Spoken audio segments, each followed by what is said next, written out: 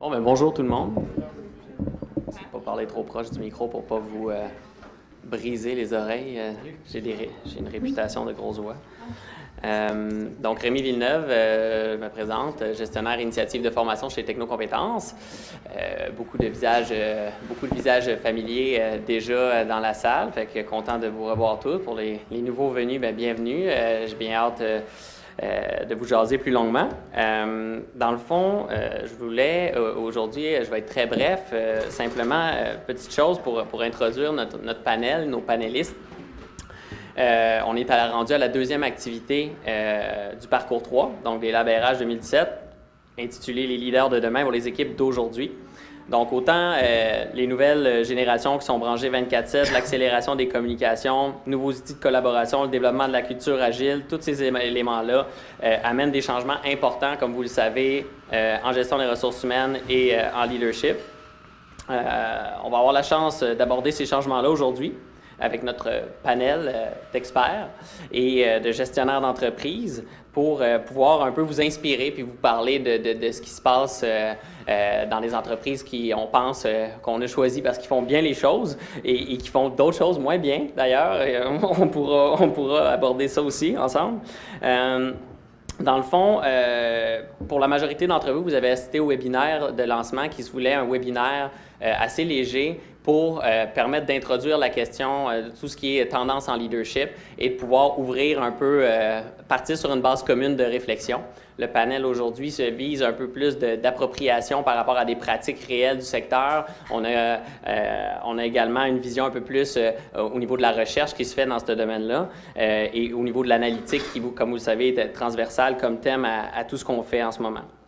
Donc, avant justement d'aborder la question un peu plus précise de l'analytique au service de tout ce qu'on va discuter en termes de leadership, petit point en rafale, je tiens à remercier d'abord chaleureusement de votre temps tous nos panélistes. Également Alain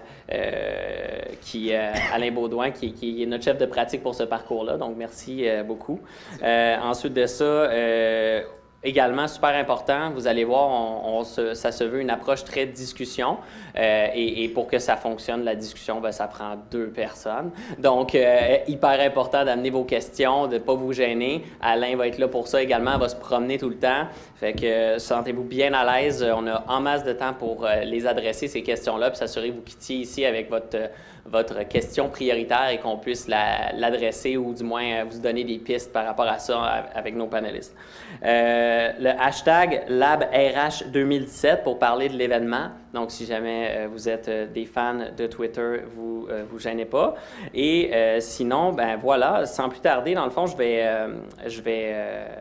entamer en présentant notre première présentation, André Laforge, qui est de Syntel, une entreprise en solutions d'intelligence d'affaires, donc qui se spécialise tout ce qui est analytique RH. Elle est détentrice d'un baccalauréat en génie mécanique et d'un MBA en gestion des opérations de l'Université de Laval. André cumule plus de 25 ans d'expérience dans les postes de gestion. Ça fait maintenant 6 ans qu'elle occupe le poste de vice-présidente d'expérience employée et chef de produit enthousiaste chez Syntel. Donc, très important de le souligner. Et ensuite de ça, elle est passionnée par l'intelligence d'affaires, d'indicateurs de performance et participe à plusieurs tribunes en analytique RH. Et en 2014, a été nommée parmi le top 50 HR Analytics Influencers au monde. Donc, on est bien content de la compter parmi nous. Fait que je vais la laisser, je te laisse tout de suite lancer les hostilités. Ouais. C'est juste que là... Excellent. OK. Parce que c'est un PDF, là. Que ce n'est pas un PowerPoint. Fait que je vais cliquer par là. OK. Je devrais être correct. Assiste-moi. Si tu m'assistes. OK. Tu m'en occupes. On va parler devant le micro. Bon, OK. Est-ce qu'il y en a parmi vous qui étaient là aux 2 autres panels? Bon, c'est pas si pire. Fait que c'est la première slide que je présente, c'est la première slide que j'ai présentée dans les autres panels. Je vais vous la représenter de nouveau parce qu'il faut que ça rentre. Hein? Donc, l'analytique RH, qu'est-ce que c'est? C'est une partie de descriptif et de prédictif. Je vous dirais qu'en RH, on est habituellement plus du côté descriptif, donc indicateur, benchmark, tableau de bord, sondage, ce sont toutes des choses qu'on tente de mettre en place au niveau RH. Ensuite, on veut passer au prédictif et même au prescriptif. Et pour faire ça, il faut passer, moi, ce que j'appelle le mur. Et pour passer le mur de l'analytique, il faut mettre en place une équipe qui ne sera pas nécessairement avec un profil seulement des gens de ressources humaines. Donc, une équipe, un budget, puis des technologies pour être en mesure de passer là, dans le pourquoi. Là, je clique là. Merci. Donc, comme je vous disais, il y a 3 catégories d'analytique. Le descriptif, qu'est-ce qui est arrivé? Okay? C'est la base de tout ce que vous allez faire. Donc, il faut maîtriser le descriptif pour passer à l'autre étape. Puis le descriptif, qu'est-ce que c'est? C'est de prendre la donnée employée, la donnée sur vos processus et de faire des indicateurs et de voir s'il n'y a pas des liens entre ces indicateurs-là. Ensuite, il y a le prédictif qui, lui, va regarder plutôt qu'est-ce qui va arriver ou qu'est-ce qui arrivera. Et là, ça, c'est basé sur le passé. Donc, c'est important que votre passé soit bien maîtrisé pour être en mesure de faire des prédictions. Et c'est à ce moment-là que vous allez utiliser des modèles statistiques. Finalement, le prescriptif, vers où tout le monde veut aller, mais qu'est-ce qu'on devrait faire? Donc, de nous trouver des solutions. C'est là qu'on utilise des techniques beaucoup plus sophistiquées, tout ce qu'on appelle l'apprentissage automatique ou le machine learning. Tous les algorithmes qu'on voit arriver vous aident à faire du prescriptif.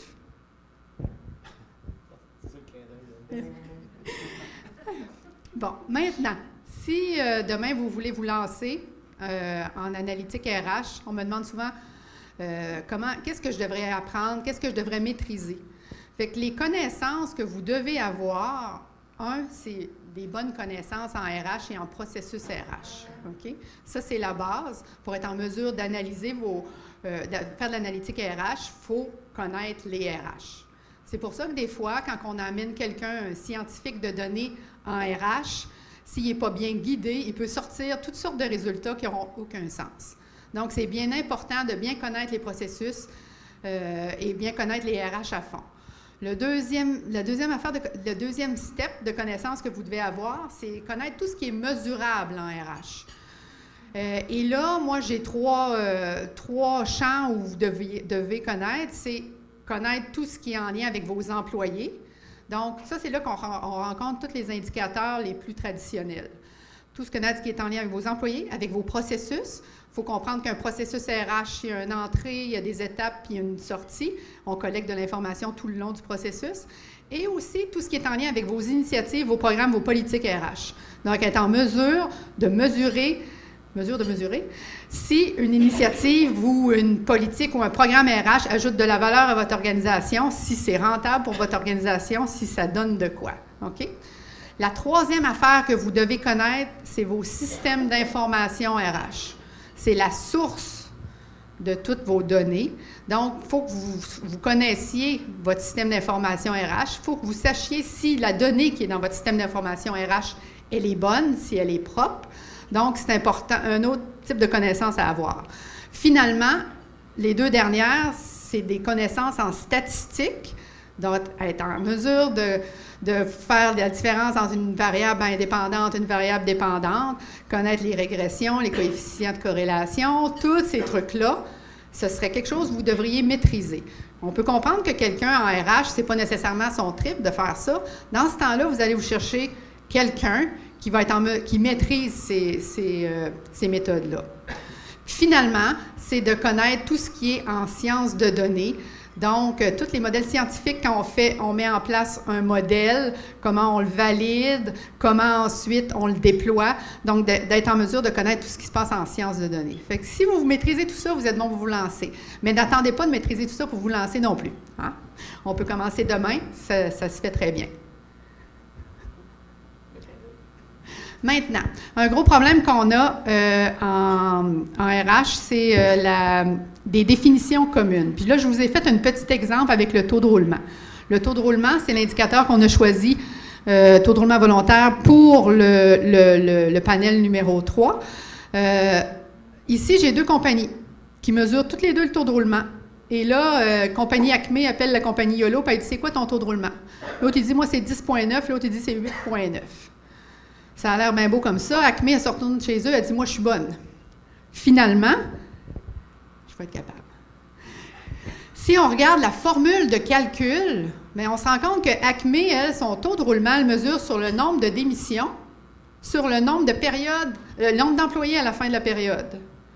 Tandis que YOLO, elle compte pour son roulement volontaire ses démissions et ses retraites, mais elle le divise par son nombre d'employés moyens pour la période. Donc là, on a deux façons de calculer, deux définitions différentes. C'est quoi qui arrive si on met les deux entreprises sur la même définition? Le savez-vous? Vous ne le savez pas, hein? Ce que ça donne, là, à ce moment-là, c'est que Acme a un taux de roulement de 13 YOLO, elle le calcule de la bonne façon. C'est les meilleures pratiques d'affaires qu'elle applique. Acme ne le calculait pas de la bonne façon. Et là, Acme, elle, a un taux de roulement beaucoup plus élevé que YOLO. Donc, c'est important, quand vous mesurez des indicateurs et que vous benchmarkez, de bien connaître la formule de calcul des autres qui se benchmarkent avec vous, parce que vous pouvez comparer des pommes avec des oranges. Finalement, on parlait de l'indicateur qu'on a choisi, qui est le taux de roulement volontaire. Comment on l'a calculé ici? Roulement volontaire, c'est les démissions et les retraites. Est-ce qu'il y en a parmi la salle qui ont rempli leur formulaire en ligne Mesure RH? Oui. Bon. Est-ce que vous êtes allé voir les résultats? Non? OK, on va en parler un petit peu des résultats. J'ai mis la définition ici du taux de roulement avec en plus la formule de calcul. Ce que ça nous donne maintenant dans l'outil Mesure RH, ça nous donne pour le secteur, pour les gens là, du secteur TI, une moyenne de 12,7 %. Ça, c'est le taux de roulement volontaire. Le résultat que vous avez là, 3,4, c'est Saint-El. Donc, on a un taux de roulement très bas. 12,7 % et la médiane est à 10,6 %. Donc, quand la médiane est proche de la moyenne, ça nous donne une bonne indication. On n'a pas trop un grand écart là, dans les résultats. On a eu 22 entreprises qui se sont mesurées. Ça, je vois ça en bas dans le tableau du bas. Donc, ça, c'est des résultats que vous pouvez aller voir sur Mesure RH. Et vous pouvez aller voir comment vous mesurez par rapport au groupe. Donc, la moyenne, 12,7. Ça, c'est pour le taux de roulement volontaire. Si on regarde le taux de roulement total, parce qu'on l'a calculé aussi, il était autour de 20 %. Est-ce que c'est élevé? Je vous dirais que c'est un peu élevé, mais c'est normal dans le secteur d'activité où on est en TI, où quand même, on voit que les gens roulent pas mal. Là, OK? On est dans une pénurie de talent de ce temps-ci, donc on voit que les gens peuvent rouler pas mal. Mais on peut voir que dans le taux de roulement volontaire, ici, on a une entreprise qui était à 53,3 % de taux de roulement volontaire. Okay. Ça, c'est très élevé. Ça, on voit plus ça dans le commerce de détail que dans TI, je vous dirais. Fait que si vous vous retrouvez autour du 12 %, vous êtes dans la moyenne, mais essayez aussi de pas tout le temps de viser la moyenne, mais de viser les meilleurs du secteur. Et les meilleurs du secteur, ça ne veut pas dire zéro de roulement, là.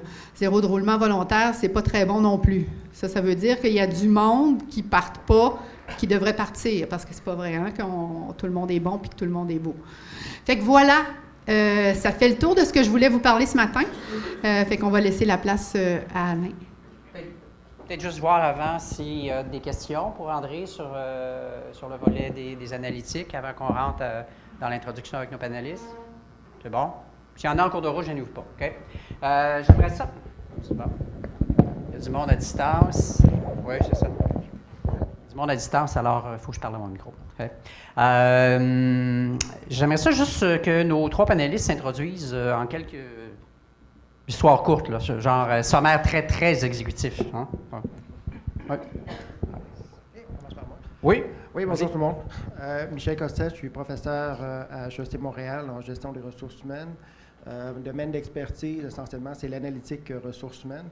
Je ferai remarquer à l'auditoire que c'est pas moi qui ai parlé de variables indépendantes, dépendantes. C'est une professionnelle. C'est le langage de recherche habituellement et bon, ça me fait plaisir que le vocabulaire de recherche s'envoie vers la profession. Alors, j'enseigne l'analytique ressources humaines à la maîtrise au DESS en gestion des ressources humaines. Voilà en quelques mots. C'est bon, merci.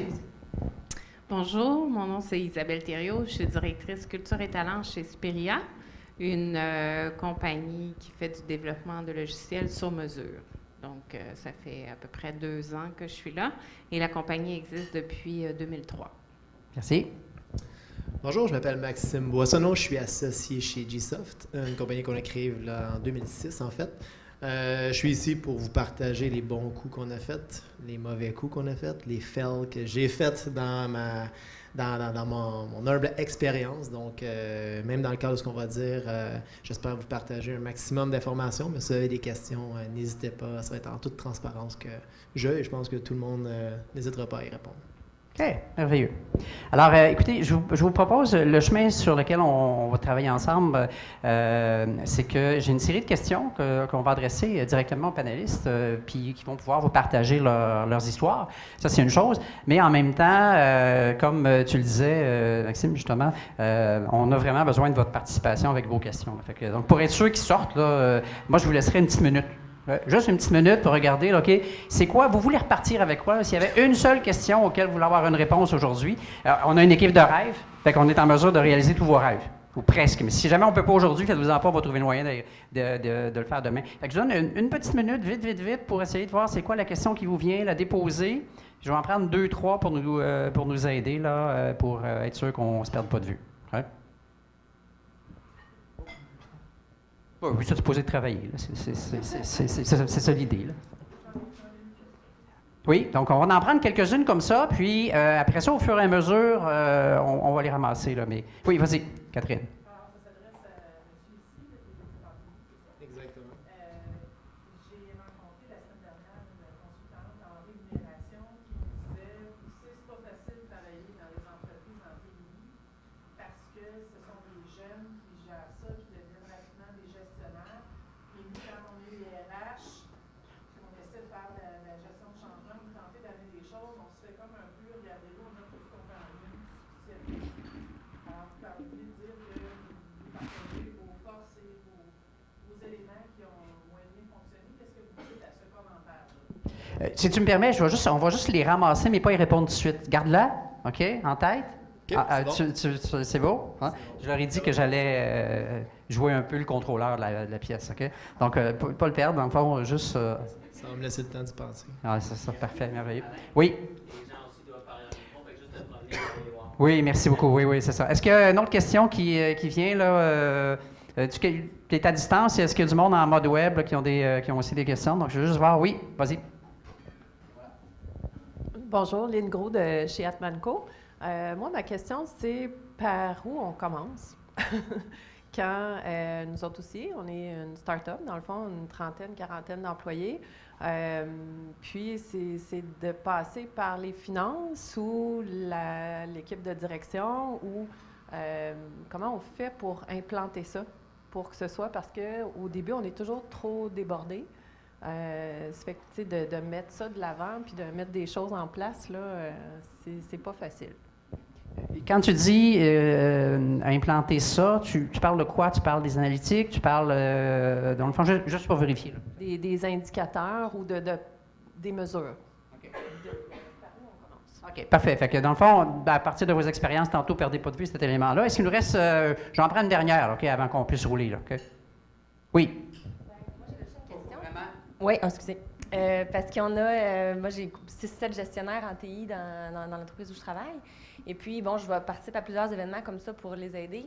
Mais donc, moi, je suis sensibilisée à plein de choses, les différentes générations qu'on a parlé, tout ça. Mais ma question, c'était comment transférer tout ça de la meilleure façon aux gestionnaires? Comment aider eux? Parce que moi, ce bagage-là, comment les aider? Oui, comment, dans le fond, aider les gestionnaires plutôt que de ramasser ça tout seul comme RH. Hein? C'est ça, parce que dans le fond, c'est eux autres qui gèrent les ressources humaines. Bon. OK. Fait que vous allez avoir des idées, j'en suis convaincu. Hein? Je ne vous mets aucune pression, hein? mais je vous fais confiance. Ouais. Alors, je vais y aller. Est-ce qu'il y avait une question à distance? Non, c'est bon. Fait que je vais y aller. La première question s'adresserait d'abord à Michel. Michel, tu as fait une recherche, en fond, et j'aimerais ça que... Au moins une, oui, c'est ça. Mais la dernière là, qui touche le thème d'aujourd'hui, j'aimerais ça que tu nous présentes, en quelques mots, là, style une dizaine de minutes, là, les résultats de ça. Puis, fait que la balle est dans ton camp, oublie-moi le micro. Et si vous avez des questions pour Michel en cours de route, c'est moi qui ai le micro. OK. Alors, écoutez, l'étude que je veux vous présenter aujourd'hui, ça s'inscrit dans l'analytique plus prescriptive ou explicative, je dirais, plus que prescriptive, que André vous a parlé tout à l'heure. La question qui nous préoccupait, c'est la suivante. On a 3 littératures scientifiques en silo. On a une littérature sur les comportements de gestionnaires opérationnels, le fameux PODC que tout le monde connaît peut-être, le planifier, organiser, diriger, contrôler. C'est une littérature en soi. Des littératures, devrais-je dire, sur les comportements des leaders. Il y a beaucoup de choses qui sont écrites là-dessus, mais qui ne parlent pas à la première littérature. Et une troisième littérature sur les coachs, des comportements de coaching, qui ne parlent pas aux deux autres littératures. Alors, les silos en entreprise, on en a aussi dans la recherche, semble-t-il. On voulait donc voir les comportements de ces trois types de rôles, on peut appeler ça comme ça, les rôles des managers. Comme des chapeaux. Hein? Des chapeaux, c'est ça. Pour voir s'il y a des dénominateurs communs dans les trois littératures. Alors, ce qu'on a déterminé, c'est que oui, on a identifié à peu près 70 comportements dans les trois littératures, sans trop forcer. Et à partir de ces 70 comportements-là, on a dégagé les comportements qui étaient similaires, qui étaient transversaux, si on veut, aux trois littératures. Alors, on était arrivé à 20 dimensions comportementales. Je ne passerai pas au travers au complet, mais je vais vous donner les éléments principaux. Alors, les comportements Ça va? OK. 1, 2, c'est bon? OK. Alors, les comportements de gestion opérationnelle. En fait, je dis qu'on est parti de trois littératures différentes. Dans les faits, ce qu'on a trouvé par des analyses statistiques, c'est que les trois littératures, trois rôles, se fusionnent en deux grands rôles, finalement. Alors, un premier rôle de gestionnaire opérationnel où le gestionnaire doit transmettre la mission, les grands objectifs de l'organisation, faire vivre les valeurs de l'organisation.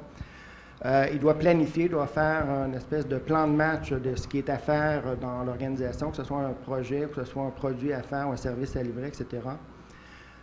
Donner des objectifs, allouer des ressources humaines, financières, matérielles pour atteindre les objectifs et suivre des indicateurs et gérer les écarts. Okay? Donc, tous ces comportements-là se regroupent dans un seul chapeau, finalement, qui est la gestion opérationnelle.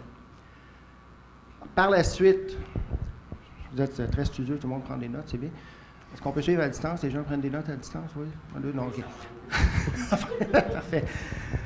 Le deuxième grand facteur, alors qui regroupe des comportements de leadership et des comportements de coaching, bien, on parle de donner de la rétroaction aux employés. Donc, la rétroaction, c'est pas juste donner de la rétroaction positive, mais c'est donner, oui, le positif, mais oui, le négatif, savoir comment faire pour améliorer les choses. Comment faire pour améliorer les choses, oui, atteindre les objectifs. Pour ce faire, ça prend de l'évaluation. Donc, les comportements d'évaluation impliquent de faire participer les gens à l'évaluation. On parle depuis des années en gestion de performance de faire participer les gens, de s'auto-évaluer en termes de performance. Des fois, c'est très riche en termes d'informations qu'on peut obtenir de la part des employés eux-mêmes. Et ça prend de l'équité dans cette évaluation-là également. Okay? Donc, il y a des critères. Ces critères-là sont respectés, sont connus, sont publics, et c'est là-dessus et pas autre chose qu'on évalue. Donc, c'est un comportement gagnant. La reconnaissance, ça aussi, c'est un élément qu'on connaît beaucoup. La reconnaissance peut être, oui, monétaire, peut être des aspects tangibles, intangibles, comportement adopté d'influence.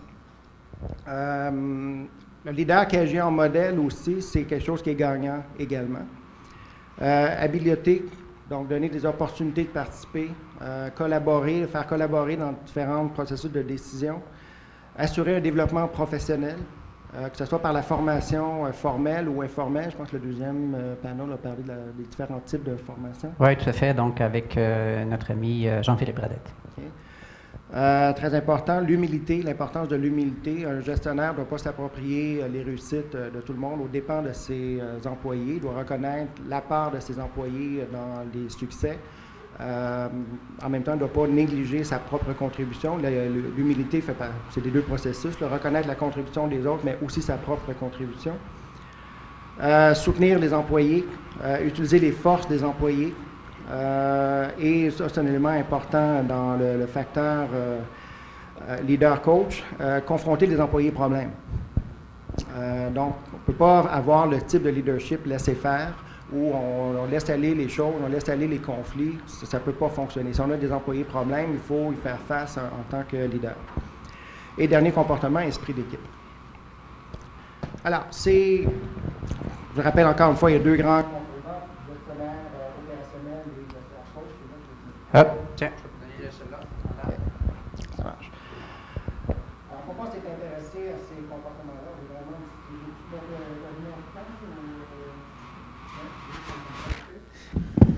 On m'a coupé le sifflet. Je pense qu'on veut me censurer. Non, c'est correct.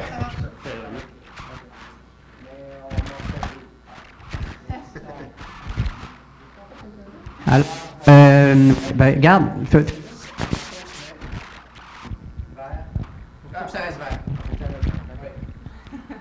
OK. Parfait. Bon, j'ai appris. Merci. Ça marche. J'ai pas l'habitude des micros, j'ai l'habitude des guitares en passant, mais bon, ça, c'est un autre sujet. Alors, pourquoi on s'intéresse à ces comportements-là? Ce qu'on voulait faire, c'est expliquer la performance des employés. On avait 2 indicateurs de performance. Donc, l'idée de ce que la personne facilite le travail, l'efficacité du travail des collègues, donc la facilitation sociale, et est-ce que la personne se dévoue dans le cadre de son travail. Donc, 2 indicateurs de performance.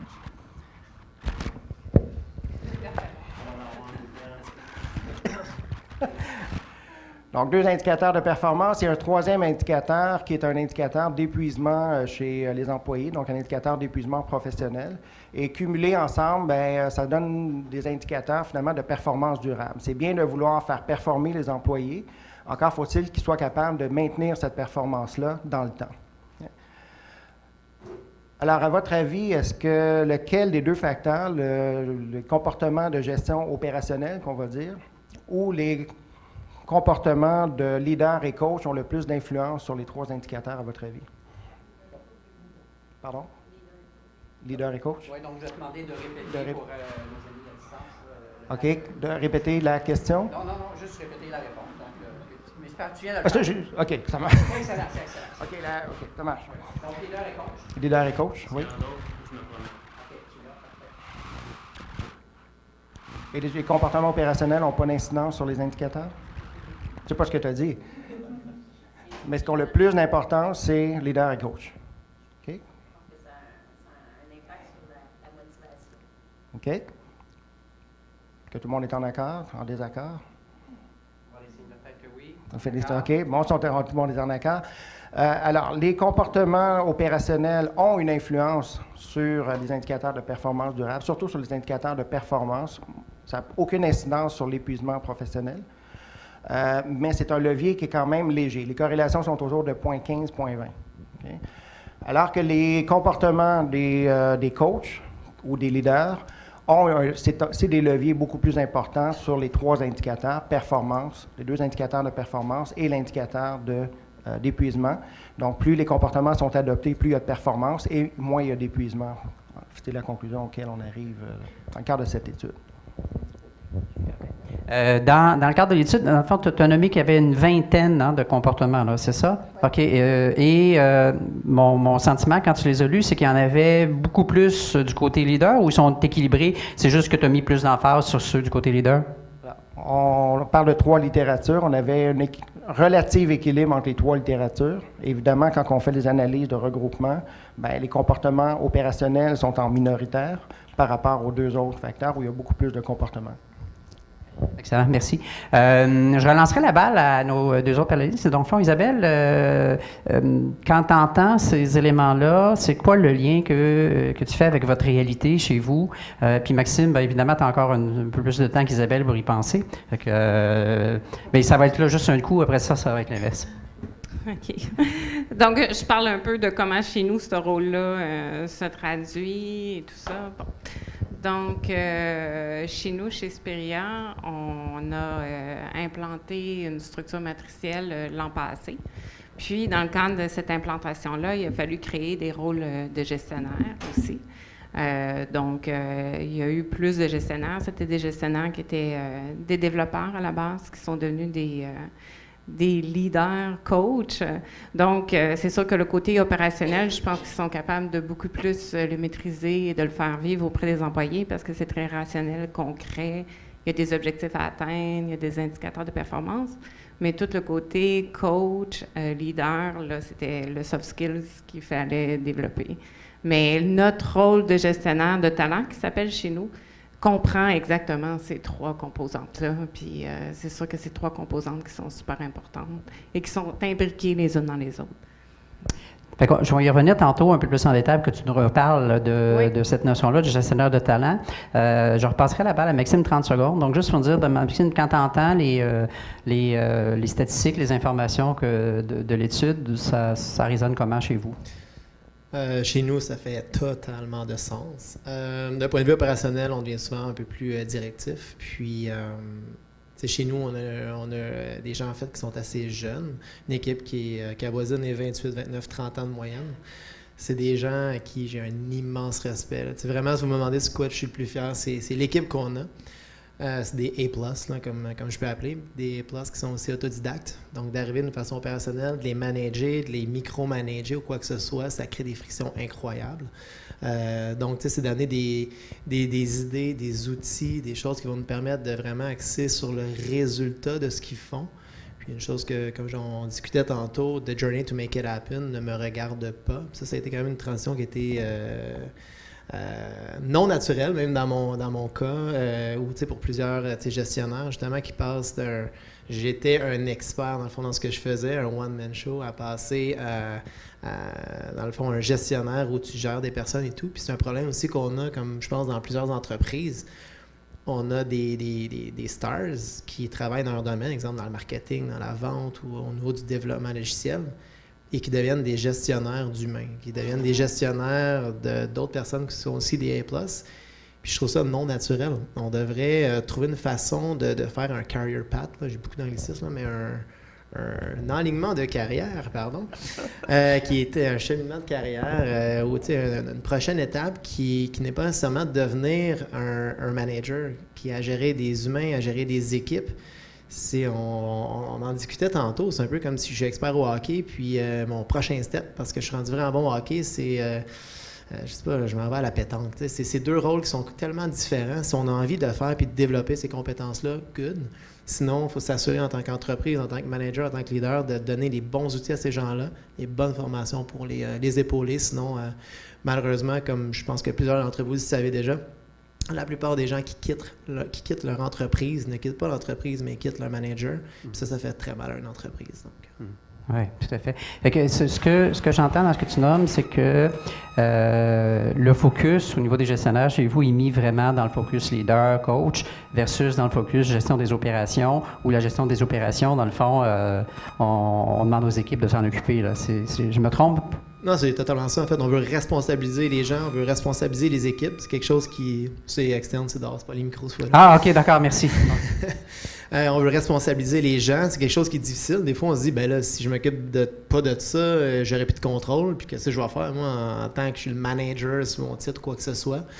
Mais ça change un peu la philosophie avec laquelle on interagit avec les gens. On leur fixe des objectifs très clairs. Ça, c'est important. C'est une erreur des fois qu'on peut faire de donner un objectif qui est flou, qui est peut-être pas bien concrétisé ou mal compris par les différentes personnes. Par aussi, on leur demande de foncer avec un peu d'opérationnel, un peu de micromanagement. Depuis qu'on a changé dans un mode qui est très, en tout cas je parle pour ma part, qui est très objectif-driven, on fixe des objectifs, on donne tous les outils en fait pour que ces gens-là, ces équipes-là puissent les atteindre. Le niveau de motivation est next level. Les gens se sentent complètement, désolé pour l'anglicisme, empowered, on cherchait le mot français tantôt correct. Oui, responsabiliser. On responsabilise des gens et c'est vrai, même moi, j'avais le réflexe de me demander, mais qu'est-ce que je vais faire si je les contrôle pas là-dessus, si je m'occupe pas de ça? Puis juste le fait de leur déléguer me laisse du temps à penser à ce qui va se passer demain, la semaine prochaine, le mois prochain, pendant que les équipes, eux, ils vont vraiment penser à ce qui est à faire aujourd'hui et tout. Donc, la motivation est vraiment, vraiment à un autre niveau quand on les responsabilise. Fait que je vais te revenir tantôt pour que tu nous racontes un peu plus ton passage par rapport à ça. Isabelle, dans le fond, tu as commencé à introduire cette notion-là de gestionnaire de talent là, il y a quelques minutes. Fait que j'aimerais ça t'entendre parler davantage de cette dimension-là, dans le fond, c'est quoi ta plus grande fierté là, par rapport à ce mouvement-là que vous avez fait chez vous? Donc, parle-nous un peu du mouvement et de comment ça se passe. Puis, n'oubliez pas qu'il y a quelques questions qui nous ont été posées tantôt. Là, si vous êtes capable de faire des liens, pas y perdre de vue, ça va être merveilleux. Puis on reviendra là, à ta question plus pointue là, qui était très centrée. Ouais. Ça sent bien, oui? Oui, bon, merveilleux, parfait. Vas-y, Isabelle. Donc, l'objectif d'implanter une structure matricielle venait du fait que nous, on fonctionne par projet. Donc, on n'a pas une production pour tous les employés. Donc, c'est différents projets sur lesquels les employés travaillent. Les projets varient entre 2 mois à 2 ans. Donc, souvent, ça arrivait que les employés changeaient d'équipe. Et quand ils changeaient d'équipe, là, les gestionnaires se retrouvaient bien là, on le change-tu de gestionnaire? Donc, le dossier d'employé doit suivre l'employé au niveau de tout ce qui est évaluation de rendement, tous les besoins de formation qui avaient été identifiés. Donc, ça faisait beaucoup de transferts de dossiers qui revenaient souvent. Donc, on a décidé d'implanter la matricielle. Donc, maintenant, un employé qui arrive chez nous, il y a un gestionnaire de talent qui est attitré et ça va être son gestionnaire de talent pour tout son parcours chez Speria. Donc, le gestionnaire de talent s'occupe de lui au niveau du développement de son individu. Donc, tout ce qui est au niveau de la formation, au niveau de ses objectifs de carrière, tout ce qui est aussi au niveau, bon, tu sais, je vais moins bien, je vais bien, mon projet, je l'aime ou pas, j'aimerais ça passer à un autre type de rôle. Donc, c'est vraiment le gestionnaire de talent qui s'occupe de l'individu et qui s'assure de le promouvoir au sein de l'organisation. Donc, il joue comme un peu le rôle d'agent d'artiste, comme je te parlais. Oui, c'est intéressant comme concept. Ouais. Donc, c'est lui qui doit aller au front devant le comité d'assignation, dans le fond, parce qu'on a comme un comité d'assignation sur lequel on assigne les gens à des projets. Il doit aller au front puis défendre son employé puis dire non, on ne le met pas sur ce projet-là pour telle raison. Donc, ça l'amène beaucoup de discussions et ça l'amène beaucoup de collaboration. Parce que c'est ça doit rester une collaboration entre les gestionnaires qui est saine. Oui, on se bat des talents, on chicane des talents, mais il faut quand même que tout le monde ait un objectif commun. C'est le bien-être et le bonheur des employés pour que les gens puissent rester le plus longtemps parmi nous. Donc, c'est un peu le concept de la structure matricielle.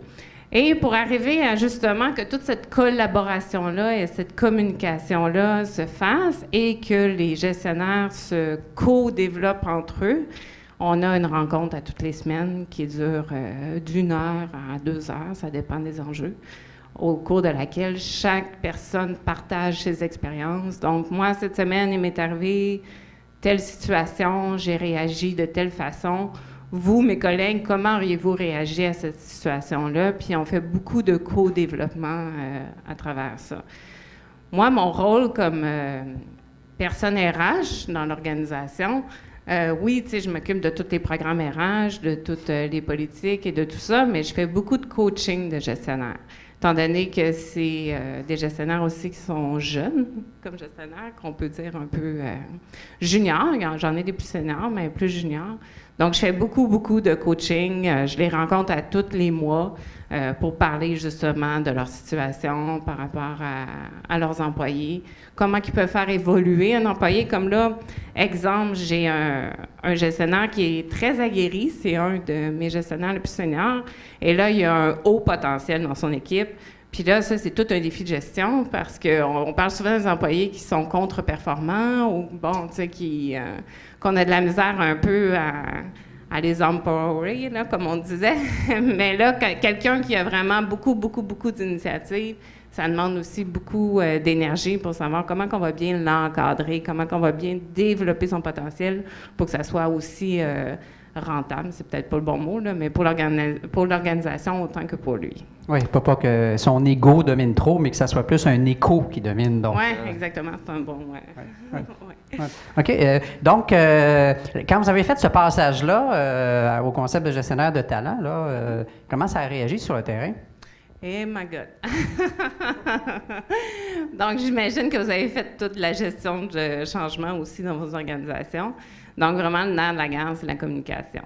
Puis, moi, ce que j'ai appris, en tout cas, de ça, c'est même si on n'a rien à dire, même si on n'a rien à communiquer, bien, dites que vous n'avez rien à dire. Parce que les gens, quand ils se posent beaucoup de questions, puis qu'il n'y a pas de communication qui se fait, bien, à un moment donné, ça part. Puis là, la machine à rumeurs part, puis là, ça part dans toutes sortes de fabulations.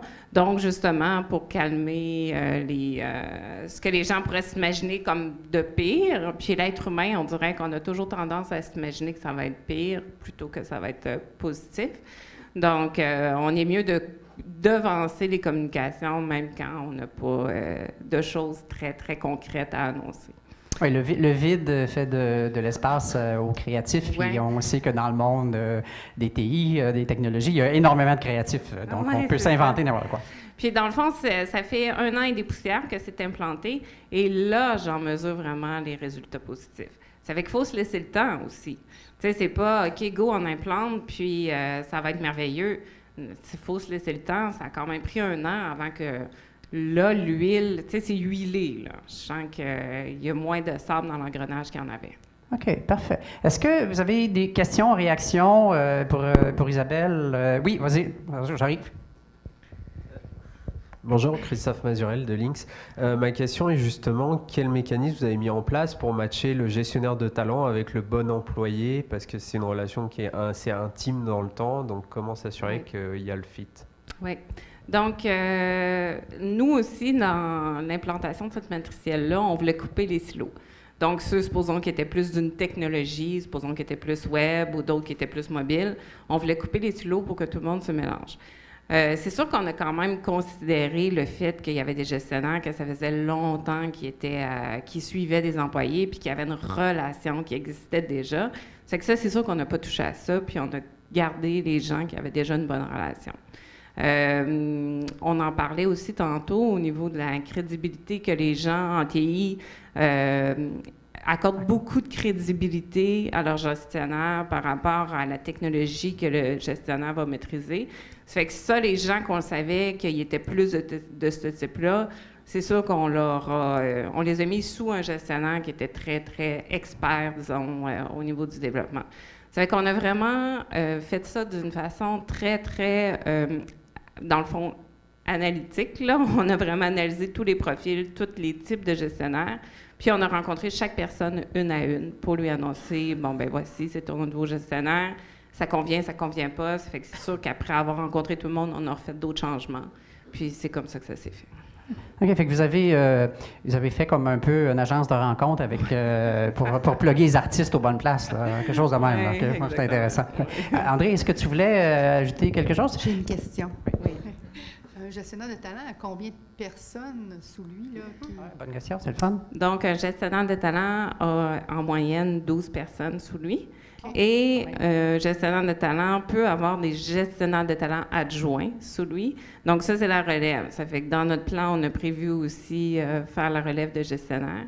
Donc là, présentement, un gestionnaire de talent adjoint a à peu près 4 à 5 personnes sous lui. Et le gestionnaire de talent adjoint continue aussi à coder. Donc, il ne fait pas juste de la gestion, il continue à coder. Puis ton gestionnaire de talent là, en haut, bien, est-ce qu'il code encore? Non. Est-ce qu'il est sur des projets? Il est encore sur des projets, mais il est à un niveau plus analyse. OK. Oui. Donc, il y a un double rôle. Dans le fond, il y a encore un rôle d'expert, mais en même temps, on y a attitré un certain nombre de personnes pour qu'ils s'occupent de ces artistes. Oui, c'est ça. Mais chez nous, on n'a pas de description de poste avec un nom qui est à côté de la description de poste. C'est des rôles. Oui. Donc, on a différents rôles, puis en fonction des projets, les gens disent « Ah, bon, ben moi, c'est ce rôle-là, ce rôle-là. » Et les gestionnaires, justement, cumulent tous 2 rôles, ou même il y en a qui vont en cumuler 3. OK. Il y a une autre question, puis après ça, je vais passer la balle à Maxime pour que Maxime nous raconte son histoire. Merci. Vous avez parlé dans les compétences de gestionnaire, l'évaluation de rendement. Toutefois, les nouvelles tendances en RH prônent vraiment le fait qu'on élimine les évaluations de rendement puis qu'on favorise davantage des rencontres plus fréquentes de rétroaction. Vous qui êtes dans les domaines des TI, est-ce que ça s'est appliqué à vous? Parce que nous, on est en pleine transformation chez nous, là. Bien, nous, chez nous, le gestionnaire de talent, justement, rencontre son employé à toutes les 3 semaines, à raison de 30 minutes par 3 semaines. Là, je suis dans le processus, mais disons qu'on a encore une rémunération qui est attachée à ça. Ça fait que ça va prendre un certain temps avant qu'on puisse se détacher. Oui. On en parlait lors du webinaire. Là, il y a quelques organisations qui sont tombées dans vraiment... Bien, tombées, c'est pas le bon choix de mot, au contraire. Ils ne sont pas tombés, ils sont montés. Bon, ils ont sauté dans cet élément-là. C'est pas qu'il n'y a pas nécessairement plus d'évaluation de rendement. OK? C'est qu'il y a une façon complètement différente de gérer le rendement. Ouais. Les gens, parce que les gens, justement, entre autres, la nouvelle génération ne veut plus se faire coter, évaluer, puis s'attribuer une note. Ouais. Fait qu'on y va vraiment plus avec du feedback. Là. Ouais. Parce que ça reste une perception ou une note. Il ne faut pas se le cacher. Comme souvent, le feedback, pour certains, ça reste encore gérer des perceptions, même si on sait qu'on ne devrait pas toujours aller là. OK, super, merveilleux. Maxime, tu as parlé de douleur tantôt, tu as parlé d'humilité, tu as parlé de failure, fait que on t'écoute. Ben, en fait, en lien à ça, je reviendrai peut-être à la question 3, 2 petites secondes, si tu m'en donnes le droit. Écoute, tu as tous les droits, ou presque, fait que vas-y. Excellent. De quoi on serait les plus fiers, en fait, de ce qu'on a fait avec les leaders de chez nous? Ça va paraître bien bizarre, mais on est toujours après féliciter les gens qui ont des gros succès, une réussite d'un projet, etc. Donc, on vient avec une pression qu'il faut toujours shiner. Puis des fois, dans des erreurs, dans des fails, dans des obstacles qu'on a vécu, on apprend énormément. Donc, nous, on a décidé de commencer à valoriser la prise de risque et l'échec. C'est bizarre à dire, mais c'est quand on a un échec, quand on prend des risques, que ça va nous permettre souvent d'aller à un autre niveau en tant qu'entreprise, un autre niveau en tant qu'équipe et en tant que personne. C'est sûr que si la personne fait 22 fois le même échec, on va avoir peut-être un sort différent, ça j'en conviens, mais l'important c'est d'apprendre de ces échecs-là, de cette prise de risque-là. C'est quelque chose qu'on félicite énormément. En tout cas, moi, toutes les personnes dans mes équipes, s'ils font quelque chose, ils se plantent, qu'est-ce que tu as appris, puis qu'est-ce qu'on peut faire apprendre à tes collègues, à nous tous, puis c'est quelque chose qu'on valorise énormément. Il y a un beau lien avec le fait de si j'ai des rencontres, mettons 15 minutes, 20 minutes au mois, je peux aller là-dedans. Et sinon, si je fais ça rien qu'une fois par année, évidemment, je risque de faire quelque chose. Oui, vas-y, puis après ça, Maxime, tu nous racontes ton histoire. Parce que le temps file en passant. Ah, OK. Je veux juste avoir plus d'informations parce qu'on a essayé de faire ça chez nous aussi. Mais là, il est arrivé des situations parce que les gens ne voulaient pas nécessairement qu'on parle de leur échec. Ça fait qu'est-ce que ça vous arrive, vous? Mais oui, puis je te dirais que ça va partir par praise by example. C'est exemple, si moi, je vais arriver chez nous puis je vais partager un échec que j'ai fait en toute confiance, puis que ça soit vraiment dans un climat de confiance où on peut divulguer ça et que les autres puissent apprendre de ça. Je veux dire, c'est juste de mettre la table pour y arriver. Nous, pour ceux qui connaissent Slack, à titre d'exemple, on a un channel qu'on vient de créer qui s'appelle justement Échec. On en a un qui est brise de risque. Mais on en a un qui est kudos. Donc, un kudos pour tous les bons coups qui sont faits, etc., etc. Mais on veut aussi donner des kudos aux félicitations. Tu as pris tel risque, ça a planté, tu as appris ça, puis maintenant, ça va peut-être nous amener vers telle innovation la semaine prochaine, l'année prochaine ou quoi que ce soit. Donc, on veut vraiment mettre ça sur un piédestal, de faire un échec, de prendre un risque, etc., au lieu de mettre quelqu'un dans le coin, puis vraiment, c'est quelque chose qu'on publicise, ça ne dit pas ça, qu'on publicise, pardon, puis qu'on essaie de valoriser, grosso modo. Donc, tout le monde en parle. Oui, puis ce qui est intéressant aussi, c'est que quand quelqu'un est en plus en résistance à parler de l'échec, essayons de comprendre, OK, on va laisser tomber l'échec, juste essayer de comprendre pourquoi. De quoi tu as peur là-dedans, puis à ce moment-là, on va être capable de travailler ses peurs pour être capable de faire passer et comprendre comment je peux, moi, comme gestionnaire, gérer ton environnement pour que tu puisses t'ouvrir. C'est exactement ce que tu nommes. C'est ça, oui, tout à fait. Ouais. Fait que ça, être en métacommunication. Fait que raconte-nous ton histoire là, personnelle, là, puis après ça, tu pourras parler des autres facteurs de succès. Excellent. Je pense que ça va répondre un peu à ta question qui est, je l'entends, Catherine. En fait, nous, quand on a créé Gsoft, on était une firme d'ingénierie logicielle. Mon rôle, j'étais le seul non technique par rapport à mes associés qui étaient techniques, donc qui avaient étudié en ingénierie logicielle. Mon rôle était un peu tout ce qui était non technique. Donc, je m'occupais un peu des ressources humaines, un peu de la comptabilité, beaucoup des ventes qui était mon rôle principal. On s'est vite mis des objectifs qui étaient très, très, très ambitieux. Donc, un moment donné, je me suis mis en mode bulldozer, puis j'ai décidé de prendre une direction qui était bien précise pour pouvoir atteindre ces objectifs-là. Puis même, on en parlait tantôt, il y a eu des nuits où j'ai été anxieux comme jamais à l'atteinte de ces objectifs-là, où toute la pression est sur tes épaules, tu te sens seul au monde, à un modèle où mes pieds étaient sur mon bureau et les contrats rentraient un après l'autre. Donc là, tu te sens successful, tu te penses cool, puis tout va bien. C'est bon pour l'ego. Pardon? C'est bon pour l'ego. Oui, temporairement. Quand il y a de l'ego, c'est jamais bon au bout de ligne. Mais sincèrement, oui, je pensais que j'étais rendu invincible, puis j'avais quasiment tout appris ou quoi que ce soit. Jusqu'au moment où j'étais stakeholder de nos produits. Donc, on a 2 produits, ShareGate et Office Vibe, pour ceux qui les connaissent.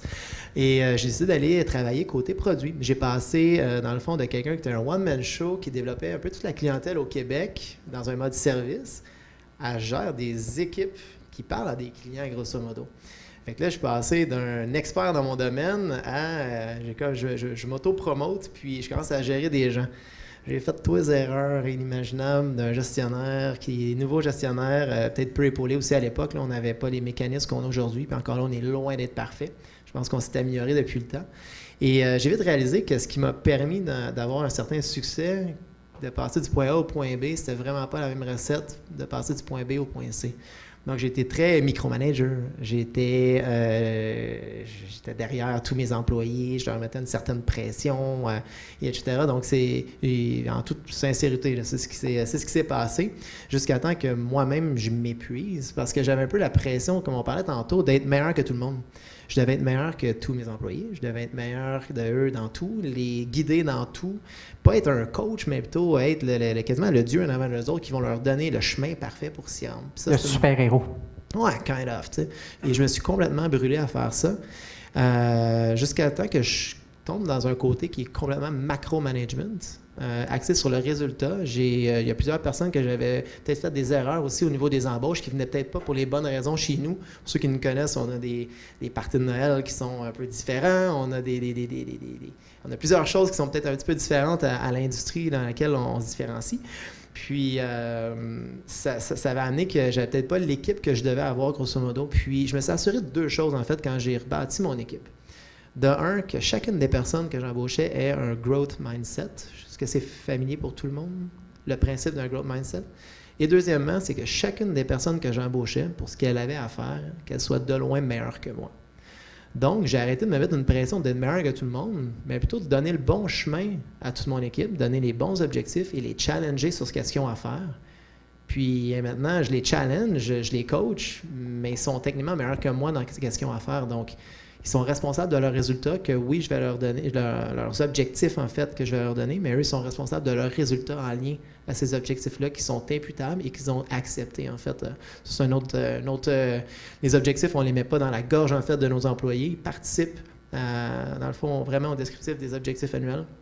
Et ils vont signer aussi de leur côté, pas signer, là, mais ils vont accepter les objectifs, ils vont les avoir bâtis justement avec notre équipe de finance, notre équipe de management, etc. Donc, c'est vraiment un passage, puis je pense pas être le seul, mais en tout cas, moi, j'ai aucun problème à mentionner. J'ai passé d'un gars qui était très, très, très micro-manager à macro-manager, mais je suis rendu à un tel point que j'ai de mes employés qui vont venir me voir et disent « Hey Max, je peux-tu prendre congé vendredi? » Je leur retourne la question. Est-ce que tu peux prendre congé vendredi? Ça ne me regarde pas. J'ai tellement confiance en toi. Tu gères des clients d'un peu partout dans le monde, des gros comptes, des gros noms. Puis, il faut que je te micro-manage de savoir si vendredi tu peux prendre off. Même, j'ai une de mes collègues, Stéphanie, qui me dit « Ah, j'aimerais ça aller travailler du condo de mes parents au Costa Rica. » Ah, c'est bien cool. Ben, tu sais, fais juste me dire que tu y vas. Moi, je veux juste que tu aies Internet, soit fonctionnel. Pour le reste, amuse-toi. The journey to make it happen. Je pense côté millennials, etc., on dit rendu un peu un buzzword, les millennials. Mais, tu sais, laissez-leur de la liberté, puis challengez-les sur le résultat. C'est sûr qu'ils vont se tromper la première fois, mais c'est des gens qui veulent, puis qui sont bien passionnés de ce qu'ils font, vont s'adapter, vont trouver des solutions, puis vont amener des résultats qui sont vraiment, vraiment incroyables. Donc, micro-manager à macro-manager. Puis, est-ce que tu es le seul gestionnaire chez vous qui fait ça ou c'est vraiment une philosophie de gestion, puis tous les gestionnaires de l'organisation travaillent comme ça? À différents niveaux, mais c'est vraiment, on est vraiment tout axé en cette direction-là. Donc, on veut vraiment empower, responsabiliser en fait les équipes. Ça fait partie du modèle avec différentes choses qu'on a mis en place, qu'on pourra en reparler, des OKRs, des one-on-one, etc. Donc, on est très, très, très ouvert là-dessus. On est une entreprise qui est axée résultats. Et, comme on parlait un peu plus tôt, quelqu'un qui va rester jusqu'à 8 heures le soir au bureau, qui va rentrer avant moi, qui va repartir avant moi, il n'y a pas mon respect plus que qui que ce soit d'autre, en fait. Moi, je valorise beaucoup quelqu'un qui va prendre 30 heures à faire une tâche au lieu d'en prendre 60, et les autres qui prennent 60 heures pour faire la tâche, mais qui s'inspirent de la personne qui prend 30 heures pour y arriver. Ça, on a mis une politique en place qui est en fait, des vacances illimitées qu'on a mis en place chez nous. Des vacances illimitées? Illimitées. OK, c'est illimitées. Ça. Il faut mettre le premier il à l'avant, quand même. Oui, des vacances limitées, ça, c'est plus traditionnel. Mais illimité, on s'est inspiré de Netflix. On n'a pas réinventé le monde, mais on s'est inspiré, en fait, de leur Culture Book. Culture Book Netflix sur Google, super intéressant. Puis Netflix. Ça fait quand même 2-3 ans, en fait, qu'ils avaient rédigé, en fait, ce document sur lequel on s'est beaucoup inspiré. Puis pour moi, ça ne fait aucun sens où j'ai, exemple, 2 employés, un qui va être super focus, qui va être capable de faire ses tâches en 37,5 heures, à titre d'exemple, et l'autre personne qui peut-être va aller prendre un café plus longtemps, qui va niaiser un peu de Facebook, un peu de ci, un peu de ça, puis va le faire en 60 heures. Bien, toutes les heures extra du 37,5, on va les mettre dans une banque de temps, cette personne-là. Puis la personne qui est super focus, elle, on la remercie pas, on la valorise pas. Ça make no sense to me. Donc, c'est sous cette base-là, en fait, que les gens chez nous sont responsables de leurs vacances. Ils ont des règles. Ils ne peuvent pas mettre dans le trouble leur équipe, ils ne peuvent pas mettre dans le trouble leur projet. Ils doivent prévoir un peu leurs vacances. Puis à partir de ce moment-là, ils peuvent prendre des vacances comme ils veulent. Et si j'ai une personne qui est complètement brûlée, qui est non productive, puis qui en plus commence à, je sais pas, être trop fatiguée, pas de bonne humeur, etc. au bureau. Son équipe va y dire. Son équipe va lui dire, mais elle ne sera pas heureuse. Elle prend une semaine de vacances, puis elle revient 2 fois plus productive. Si je regarde mon côté capitaliste, après 3 semaines, je rentabilise ses vacances. C'est aussi nono que ça. Puis vous savez, c'est incroyable comment les gens se mettent moins de pression pour un rendez-vous chez le dentiste ou quoi que ce soit, puis qu'ils vont avoir la responsabilité, en fait, de déléguer certaines tâches à leurs collègues, de s'assurer que XY est fait, au lieu que je sois en arrière, puis hey, t'as pas fait ça, puis t'es parti combien d'heures déjà, puis je le mets dans la feuille de temps. Puis pas gérer des feuilles de temps, c'est le fun en estique. Je te comprends. Je suis d'accord. J'ai une question. Oui, vas-y. C'est quoi l'âge moyen des gestionnaires chez vous? Je dirais entre 30 et 35 ans. Ton sourire... mais l'âge moyen... Ils n'ont pas mon âge, quoi, c'est ça? Oui, exact. L'échantillonnage, c'est entre 30 et 50. Michel, tu as le micro, donc ça ne doit pas être pour rien. Non, c'est effectivement. Je trouve ça super intéressant parce que les deux côtés, moi je suis un universitaire, j'ai fait de la recherche, on a des centaines de participants qui ont répondu à nos questionnaires. Ça rejoint exactement ce qu'on a trouvé. L'authenticité, c'est un gage de performance et de protection contre l'épuisement professionnel.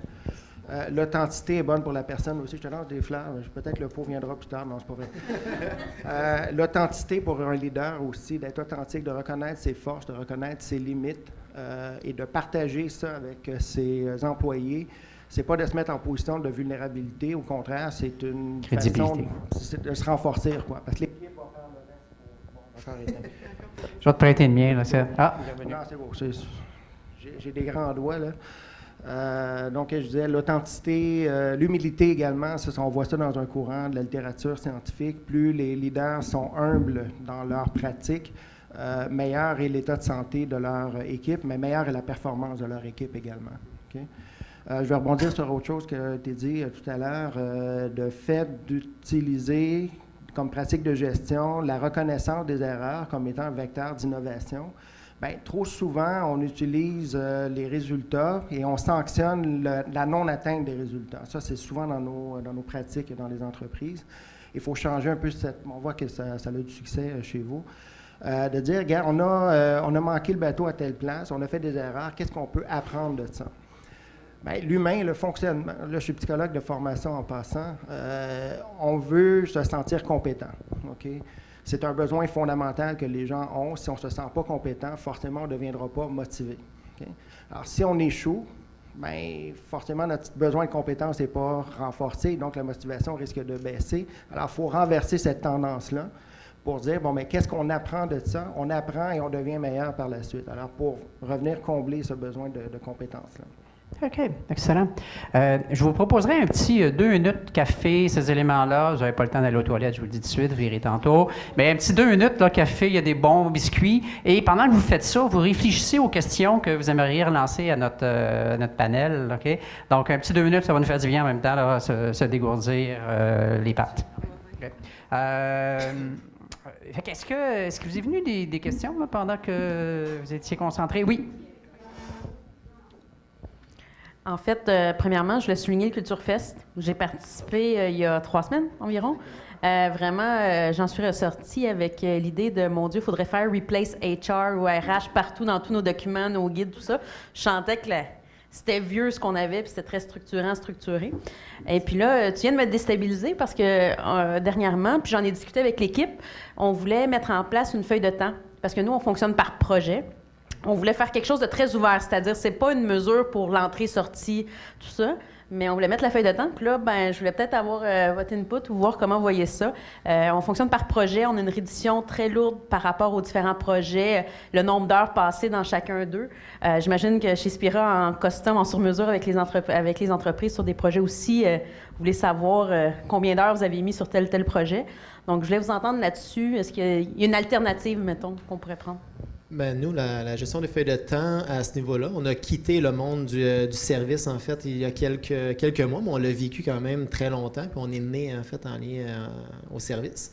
Ce qu'on faisait, c'est que les heures qui étaient billables, en fait, qui étaient facturables pour les clients, eux, étaient rentrés dans nos systèmes, parce qu'on n'a pas le choix, là, on ne peut pas y aller au pif, puis facturer n'importe quelle heure aux clients. Donc, on était très, très, très transparent, puis chaque heure était indiquée dans nos systèmes, mais dans un point de vue de facturation uniquement. Donc, s'il y a des heures qui étaient non facturées, ils n'étaient simplement non comptabilisées, grosso modo. Donc, on restait dans un mode où la notion de vacances illimitées. Mais c'est sûr qu'à grande liberté, grande responsabilité. Donc, oui, il y avait les livraisons de projets, etc., qui étaient dans le cadre, dans le fond, du day-to-day des gens dans notre équipe. Mais le reste des heures n'était pas comptabilisé, grosso modo, pour dire hey, tu n'as pas fait toutes tes heures cette semaine ou quoi que ce soit. Donc, c'était vraiment en lien, dans le fond, avec les projets facturables clients. Et souvent, on avait des projets qui étaient fixed bid. Les heures travaillées, on les rentrait quand même au niveau rentabilité du projet, mais encore là, pas d'un point de vue combien tu as pris de vacances cette année ou quoi que ce soit. C'est pas des choses qui vont sortir du... Honnêtement, on pourrait sortir. Tu as déjà pris 4 semaines, tu as déjà pris 6 semaines, c'est trop.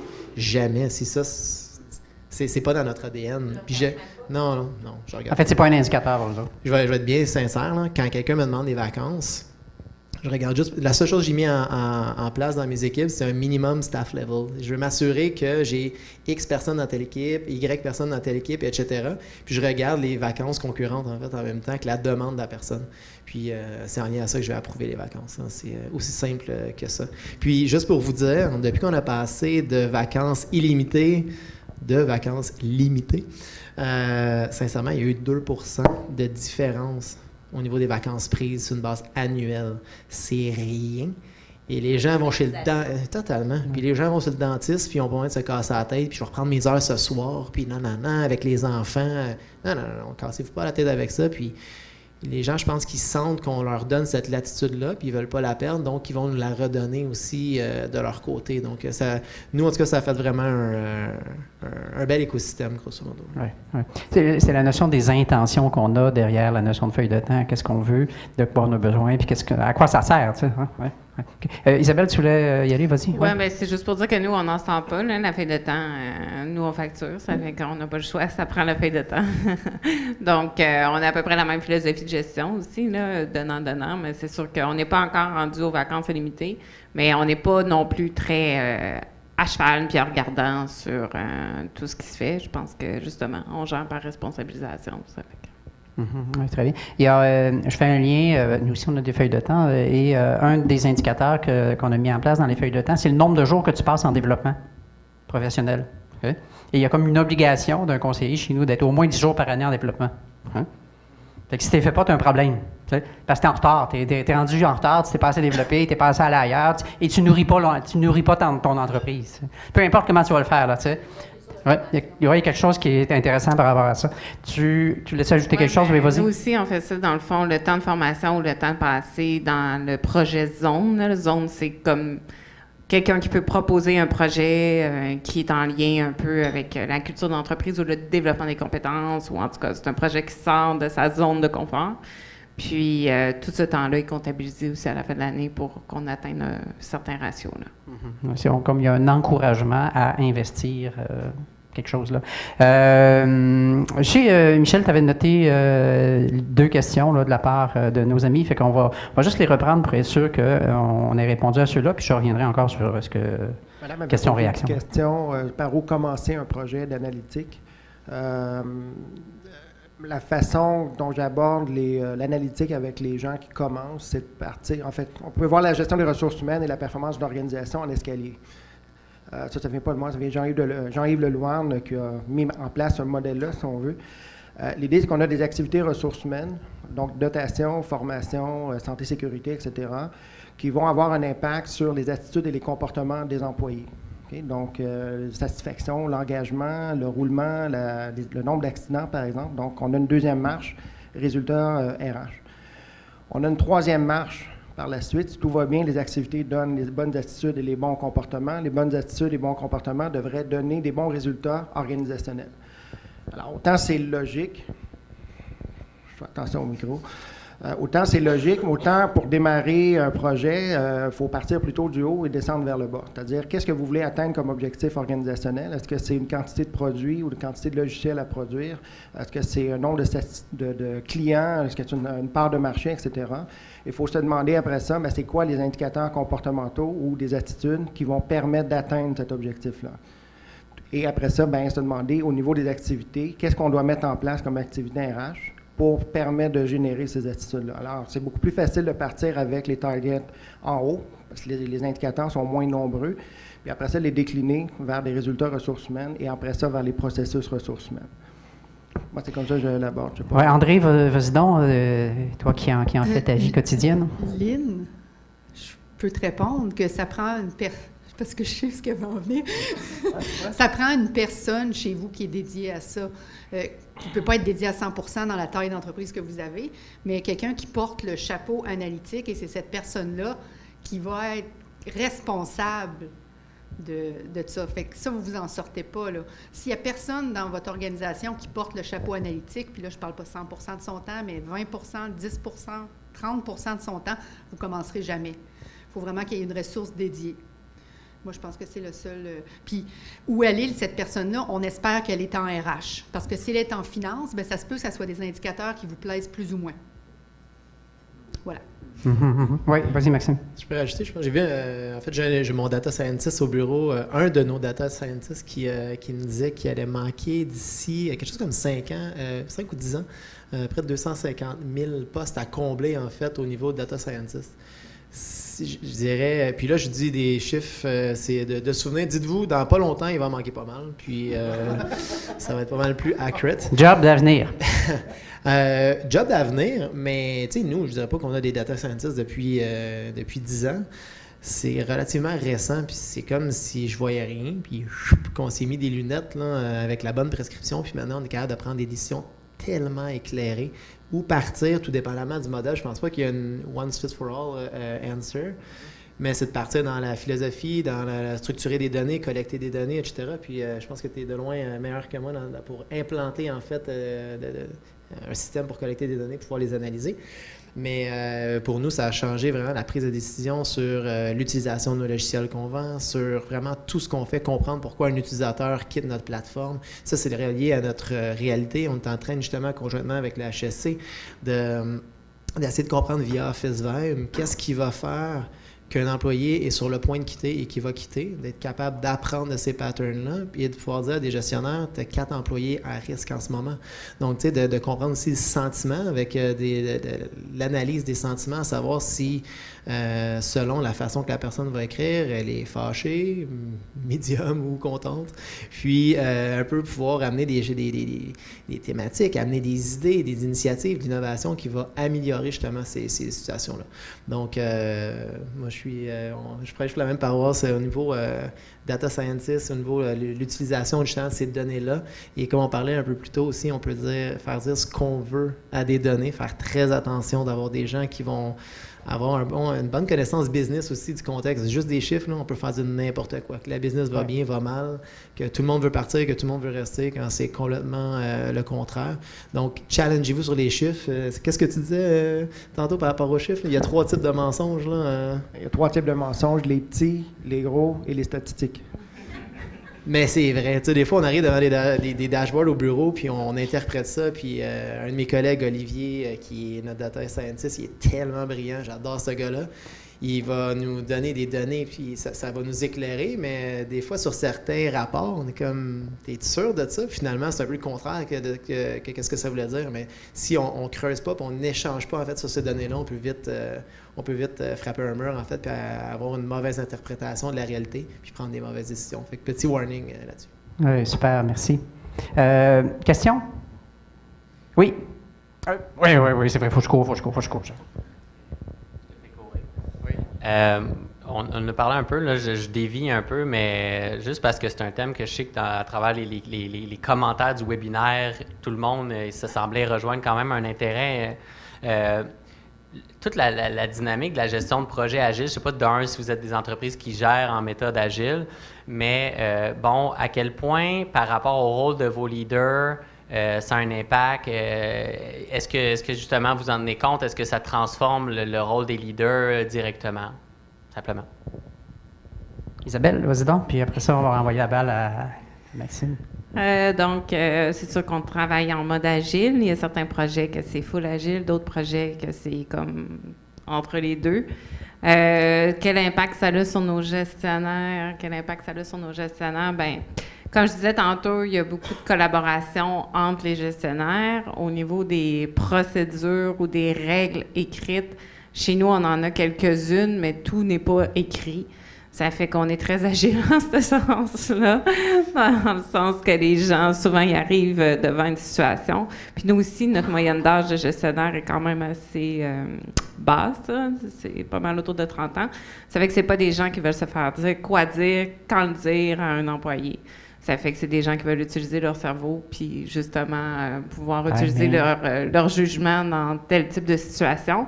Mais c'est sûr que dans ce cadre-là, il faut s'assurer que la culture d'entreprise et les valeurs sont bien comprises puis qu'ils gèrent en fonction de tout ça. Oui. Dans la notion des compétences de gestionnaire par rapport à ça, c'est d'être capable de dire, OK, quand c'est le concept des zones grises. Hein, on peut bien dire que c'est une zone grise, mais la même zone grise, ça peut être une zone d'exploration, une zone de créativité, une zone d'agilité. Tout est une question de point de vue. Hein. Mon cerveau est programmé comment? Hein? Il voit une zone grise, il bloque, ou bien il voit une zone grise, puis il voit ça comme un terrain de jeu. Hein? Fait que juste dans notre langage, nous, en RH, les mots qu'on utilise ont des impacts majeurs. Hein? À chaque fois qu'on utilise un mot, on crée des comportements. Hein? Aimez-vous mieux gérer des résistances ou gérer l'adhésion? C'est la même affaire. C'est juste un point de vue complètement différent. C'est juste un langage complètement différent qui vient calibrer votre énergie d'une façon différente.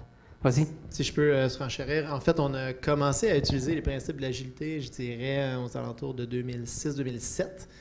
On a lu Scrum for Dummies, puis on a lu le Agile Manifesto de A à Z et comment on peut intégralement répliquer ça chez nous pour dire qu'on est agile. Sans le faire en mode agile, par exemple, c'est ce que j'entends? Ça? Non, on le faisait dans un mode agile, mais tellement puriste qu'en bout de ligne, on dénaturait un peu qui on était, qu'est-ce qu'on faisait réellement. Qu'est-ce qu'on a décidé de faire, c'est d'adapter un peu cette méthodologie-là.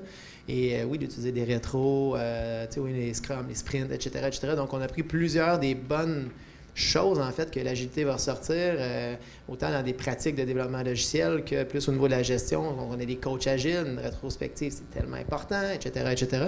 Mais sans non plus tomber... oui, on a tombé au début quand on cherchait le meilleur chemin à prendre.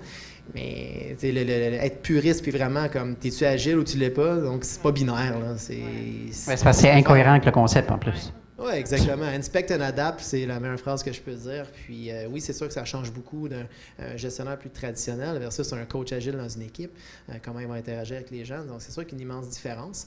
Mais je veux dire, à tout le monde, je pense que c'est excellent tout ce que sort de l'agilité, mais on peut l'appliquer à 40, à 50, à 60%, au bon pourcentage pour votre entreprise, pour les gens chez vous, pour votre contexte. Puis c'est là que vous allez tirer le meilleur, en fait, de la méthodologie. Là. OK, good. As-tu une question? Oui? Non? Ah, OK. Excuse-moi, je commence à fabuler. Là. Okay. Tantôt, quand on se préparait, vous avez dit, nous autres, on peut-tu poser des questions? Hein?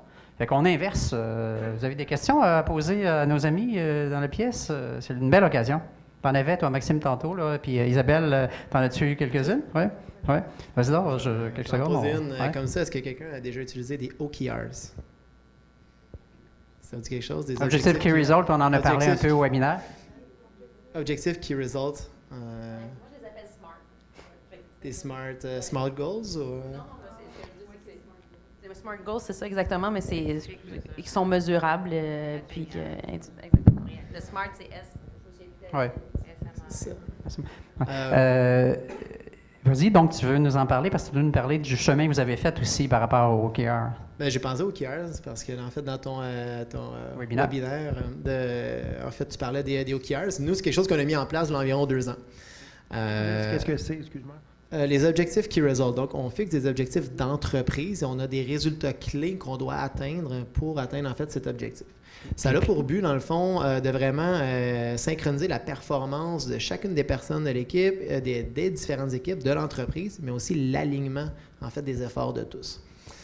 Tu me permets 30 secondes. En fait, ce qu'il faut surtout, dans le fond, le concept n'est pas de s'assurer que chacun des employés ait un objectif individuel. C'est comme, on a tous le même objectif, mais on va pas nécessairement l'évaluer de la même façon. Mais vas-y, shoot. Mais la théorie, quand on regarde Yahoo, Google attribue beaucoup de leur succès, en fait, en lien aux OKRs.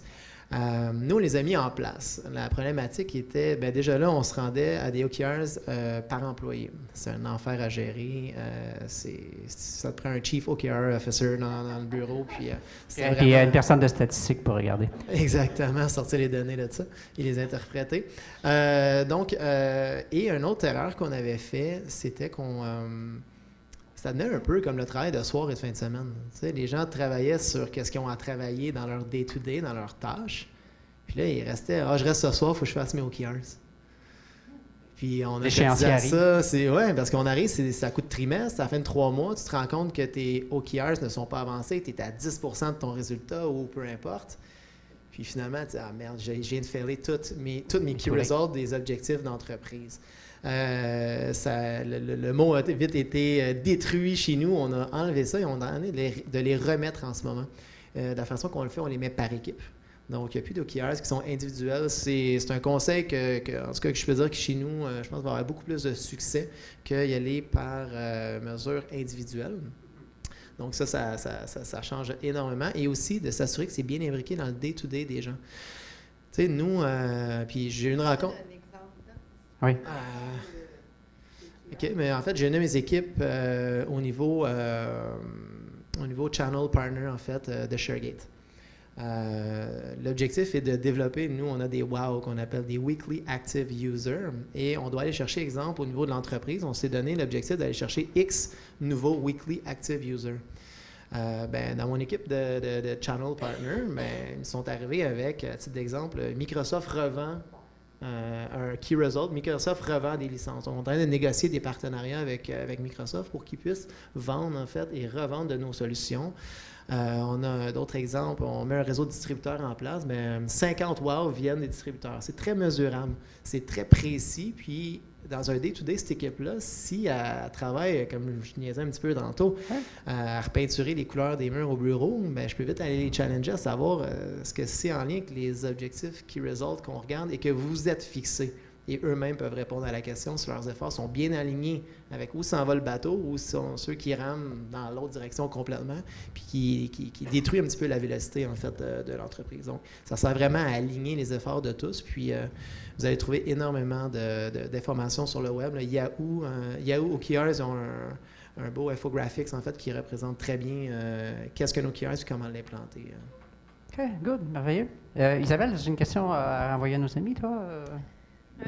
Là, je sors un peu de ce qu'on est en train de jaser. Dans le fond, moi, c'était plus par rapport au rôle de gestionnaire et à l'autorité là, que je te parlais. Tu te souviens? Oui, le pouvoir, je te parlais de ça.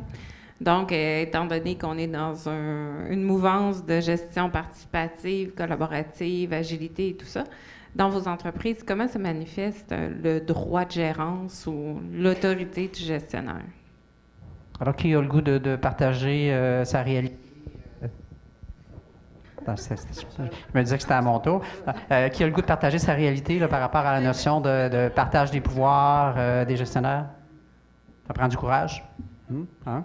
On enseigne ça, le courage managérial, mais ici, on n'est même pas dans le managérial. Oui. Ah, écoute, non, mais on fait... Je peux répondre à ta question, mais c'est pas la réponse que tu vas vouloir entendre parce que dans le fond, nous autres, on est immatures à la gestion participative. C'est encore un modèle très hiérarchie et je suis le patron, tu es l'employé. Il y a une petite entreprise qui est en croissance. Il y a des transformations qui vont se faire éventuellement. mais c'est la mentalité qu'on doit changer. C'est quoi la moyenne d'âge des gestionnaires? 38 ans. Gestionnaire, 38 ans, c'est pas si pire. Pas super dans quel sens? Oui, c'est ça. Je rappelle toujours que j'ai 60 ans. Donc. Non, c'est ça. Ils ne sont pas trop jeunes ni trop vieux. Fait que, et derrière ça, il y a, dans le fond, il se dit, il y a, tu sens qu'il y a de l'espace pour faire le mouvement. Là. Oui. C'est ce que tu nommes. Oui, là. Okay. Oui, tout à fait. Okay. D'autres personnes au niveau de cet élément-là, au niveau du partage ou du moins du passage des pouvoirs? Oui. Bien, nous, on a été beaucoup en mode hiérarchique. Et là, depuis 1 an, nouveau directeur général, on est très en mode participatif. Et là, on se fait dire, c'est louche. Qu'est-ce qui se cache derrière ça? Fait que là, on vit beaucoup de résistance. Là, c'est... là, ils essayent d'arriver à leur fin, mais ils passent par nous autres. Puis là, c'est drôle. Là. On est vraiment dans cette gestion-là. Donc, l'implantation n'est pas si simple que ça. Oui, c'est ça. Par ailleurs, ça fait le lien avec, tu parlais d'humilité, d'authenticité il y a quelques secondes. C'est-à-dire qu'au-delà de la métho passée là, il y a comme... Il y a comment on veut faire comment ils réagissent par rapport à ça. Je joins peut-être le point d'Isabelle tantôt, l'importance de la communication. Comment c'est communiqué? Est-ce que tout est communiqué? Tout n'est pas nécessairement bon à communiquer, mais il faut communiquer les éléments clés. Il faut réfléchir un peu à ça. Et s'il n'y a rien à dire, effectivement, mon vieux message, OK, pour l'instant, on n'a rien à dire. Imaginez-vous pas quoi que ce soit. Oui. Bien, j'aimerais ça revenir sur... tu disais que tu étais allé au Culture Fest. Moi aussi, j'étais allé au Culture Fest. Mais je pense que qu'est-ce qui est ressorti beaucoup du Culture Fest, c'était vraiment la confiance. Je pense que la confiance, je pense que si c'est un climat de méfiance, c'est sûr que ça va prendre du temps avant que vous passiez dans, justement, la vraie collaboration puis participation. Là. Oui, puis la confiance, ça se travaille en marchant sur le plancher, pas dans un bureau. Oui, exactement. Ouais, c'est vraiment de la marche. C'est vraiment le concept de dire, je prends ma marche journalière, je vais voir les gens. J'écoute pour le vrai. T'sais. Je ne vais pas voir, quand je pose une question, comment ça va aujourd'hui? Puis que, dans le fond, c'est juste un réflexe de poser la question, je ne prends pas le temps d'écouter la réponse. Et c'est sûr que ça n'aide pas à créer la dimension relationnelle. Ouais. Mm-hmm. OK. D'autres personnes? Non? OK, puis je vais y aller avec... il me restait 2-3 questions, les amis. À moins que tu avais-tu quelque chose à ajouter? Non, c'est ça? Bon, OK. J'avais... Cette question-là, c'est... Il nous reste à peu près 15-20 minutes là, ensemble, là, avec les panélistes en passant. Là, il nous reste encore une demi-heure, tout le monde. Okay. S'il y avait comme un dernier flash, un mot, une idée que vous avez le goût de déposer aux participants? Vas-y donc. Puis André? Bon, tu vas être la dernière. Okay. Ouais, là-dessus. Ouais. Moi, ce que je m'étais noté en guise de préparation, l'autorité seule ne fonctionne pas, mais l'absence d'autorité ne fonctionne pas, à mon avis, non plus. Ça prend quelqu'un pour tirer les rênes, ça prend quelqu'un pour donner des objectifs, donner une impulsion. Et après ça, cette impulsion-là, il faut que les gens embarquent. Alors, comment ils embarquent? C'est la communication, c'est l'empowerment, c'est donner des objectifs où les gens vont se reconnaître là-dedans. Comment ils vont se reconnaître? Il faut que les gens puissent utiliser leur force dans le cadre d'un projet, dans le cadre de leur tâche. S'ils ne sont pas assis sur la bonne chaise, forcément, ils n'ont probablement pas de motivation à poursuivre leur travail.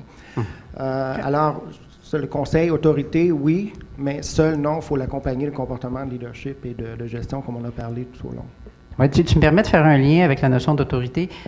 Moi, j'aime bien jouer avec les mots. Si vous écrivez, vous allez écrire ce mot-là. Là, écrivez le mot auteur, donc auteur, A-U-T-H-O-R, puis écrivez IT en dessous. Okay? Quand vous le voyez, là, vous le voyez, dans le fond, quelqu'un qui est en autorité, l'autorité, c'est la capacité d'être l'auteur de sa vie. C'est ça, l'autorité. C'est-à-dire que quand je permets à chacun des joueurs qui m'entourent d'être en autorité par rapport à sa job, par rapport à sa réalité, je lui permets d'être l'auteur de sa vie. Okay? Fait que je n'ai pas besoin d'être autoritaire. Hein? C'est vraiment... Bon, OK, ça marche. Autoritaire, on pourrait le dire que c'est peut-être la capacité de taire l'autorité des autres. Hein? Donc, là, je l'invente, celle-là, faites-vous-en pas, là, OK? Faut bien s'amuser, là, OK? Isabelle, un flash, un mot, quelque chose comme ça? Bien, j'abonde dans le même sens que Michel. J'étais allée voir aussi plusieurs conférences de Jacques Forêt. J'imagine que vous avez déjà entendu parler de Jacques Forêt. Je pense que ça va dans cette mouvance-là. Puis c'est vraiment intéressant de comprendre puis de voir comment on peut gérer par les forces. Puis, tu sais, je pense que ce que je dis souvent aux gestionnaires, c'est arrête d'arroser les mauvaises... Arrête de... Tu sais, on tire pas non plus sur une fleur pour qu'elle pousse, puis on n'arrose pas les mauvaises herbes. Ça fait que... Puis, juste pour revenir sur ma notion d'autorité, je pense que les gestionnaires d'un certain âge, ils ont plus de difficultés à, justement, pas mettre le poing sur la table et à dire, bon, là, ça va faire, je suis tannée que ça niaise, on va régler la situation. Tandis que les gestionnaires qui sont plus millennials ou en tout cas plus jeunes, eux autres, ils vont avoir beaucoup de patience puis de tolérance, puis ils vont essayer plusieurs trucs avant d'en arriver à une solution. Ça fait que je pense que les gestionnaires d'aujourd'hui s'en vont plus vers cette mouvance-là. Puis nous, les RH, il faut qu'on serve à courroie de transmission qui va faciliter ce passage-là. Oui, tout à fait. Maxime? Moi, j'aurais 3 conseils. D'un, peut-être rajouter dans les critères d'embauche la notion de growth mindset. Again, c'est pas quelqu'un qui a un fixed mindset peut devenir avec un growth mindset. Ça prend du travail, ça prend du vouloir, etc. Mais c'est pas quelqu'un qui est fixe comme non, t'es pas bon. Non, pas du tout. Je veux vraiment pas dire ça. Puis j'ai plusieurs témoignages, en fait, là, ou plusieurs expériences qui en témoignent, pardon. Donc, mais le growth mindset, je trouve ça super important. Pour ceux qui sont dans des situations de croissance, oui. Peux-tu l'expliquer, c'est quoi le growth mindset? C'est assez... mais en fait, comment l'ajout d'une personne dans une équipe va faire... tu sais, 1 + 1 va donner 3. Comment la personne va penser à une scalability au lieu de penser justement à une croissance linéaire. Il y a aussi des comportements où c'est une personne qui va adorer se faire challenger. Versus quelqu'un qui a un fixed mindset, hey, tu me challenges, qu'est-ce que tu veux, pourquoi tu viens m'attaquer? Tu sais? Quelqu'un qui a un growth mindset va avoir un échec, il va vraiment le célébrer, il va être content. Il va se dire, cool, je viens d'apprendre aujourd'hui. Parce que c'est pas quand ça va bien que tu apprends, grosso modo. Quelqu'un qui a un fixed mindset, qui a un échec, il dit, OK, j'ai atteint ma limite, puis c'est là que je peux pas aller plus loin que cet échec-là, grosso modo. Fait que, tu sais, il y a plusieurs choses. Je vous invite à lire sur ce concept-là. Puis ça va peut-être réveiller de vos comportements qui sont peut-être améliorés ou peut-être que vous avez déjà. Moi, ça m'a beaucoup inspiré. Puis c'est quelque chose que je prends en considération, mais ça fait partie, en fait, des valeurs nécessaires, en fait, pour l'embauche chez nous. Si vous avez des situations, soit en fait, des croissances rapides ou des équipes qui sont un peu overloadées, je parlais avec un de mes gestionnaires hier, je dis, comment ça va ton équipe, les objectifs montent, est-ce que vous y arrivez? Ah ouais, on est ici, mais on est correct. Je pense que c'est une très, très, très mauvaise réponse. Ce que je vais commencer à instaurer en fait, dans mes équipes, c'est de laisser au moins 10-15% de temps off, mais littéralement off. Leurs tâches représentent 80, 85, 90% de leur charge de travail ou du temps de travail sur une semaine, à titre d'exemple, puis de leur laisser du temps pour penser. Ouais. Les gens dans mon équipe savent bien plus que moi qu'est-ce qui est à corriger, comment que ça devrait être corrigé, qu'est-ce qui devrait être fait, mais ils n'ont jamais le temps parce qu'ils regardent 3 arbres puis ils n'ont jamais le temps de regarder, dans le fond, la forêt en entier. Donc ça, c'est quelque chose que je veux... On l'a fait un peu. Pour ceux peut-être qui connaissent nos principes, on a la G-House, on a des principes d'innovation où on envoyait des équipes justement à l'extérieur du pays, donc à Barcelone, à Prague. C'était super cool, super innovant, mais ça demeure très timely. C'était des séries de 2 semaines en équipe de 6, etc. Mais comment on fait pour imbriquer ça dans le day-to-day, en fait, d'amélioration continue de nos processus, de nos équipes? Puis les gens, des fois, ils se tannent aussi de faire toujours la même chose, puis c'est niaiseux ce que je fais, puis j'ai pas le temps de le changer, puis je continue à le faire. Si on va aller à un autre niveau, de laisser du temps, en fait, à ces gens-là, puis c'est des gens qui sont dans vos équipes, je pense que c'est des gens que vous considérez, des gens que vous trouvez intelligents, que vous valorisez. Donc, tu sais, leur input est très, très, très important. Puis, dernière chose qui, pour nous, a été assez révélateur, c'est les core values, les valeurs d'entreprise. Ouais. C'est quelque chose qui allez sur notre site, vous allez les voir. C'est quelque chose que nous, on fait des principes de town hall à tous les semaines avec les différentes équipes et aussi avec toute l'entreprise au niveau des rencontres, d'échanges. Ben, la première colonne qu'on présente, c'est les core values. Quand on a même peut-être un problème avec un employé, mais ça va être une des choses qu'on va lui présenter. À quelle valeur d'entreprise que tu as échoué.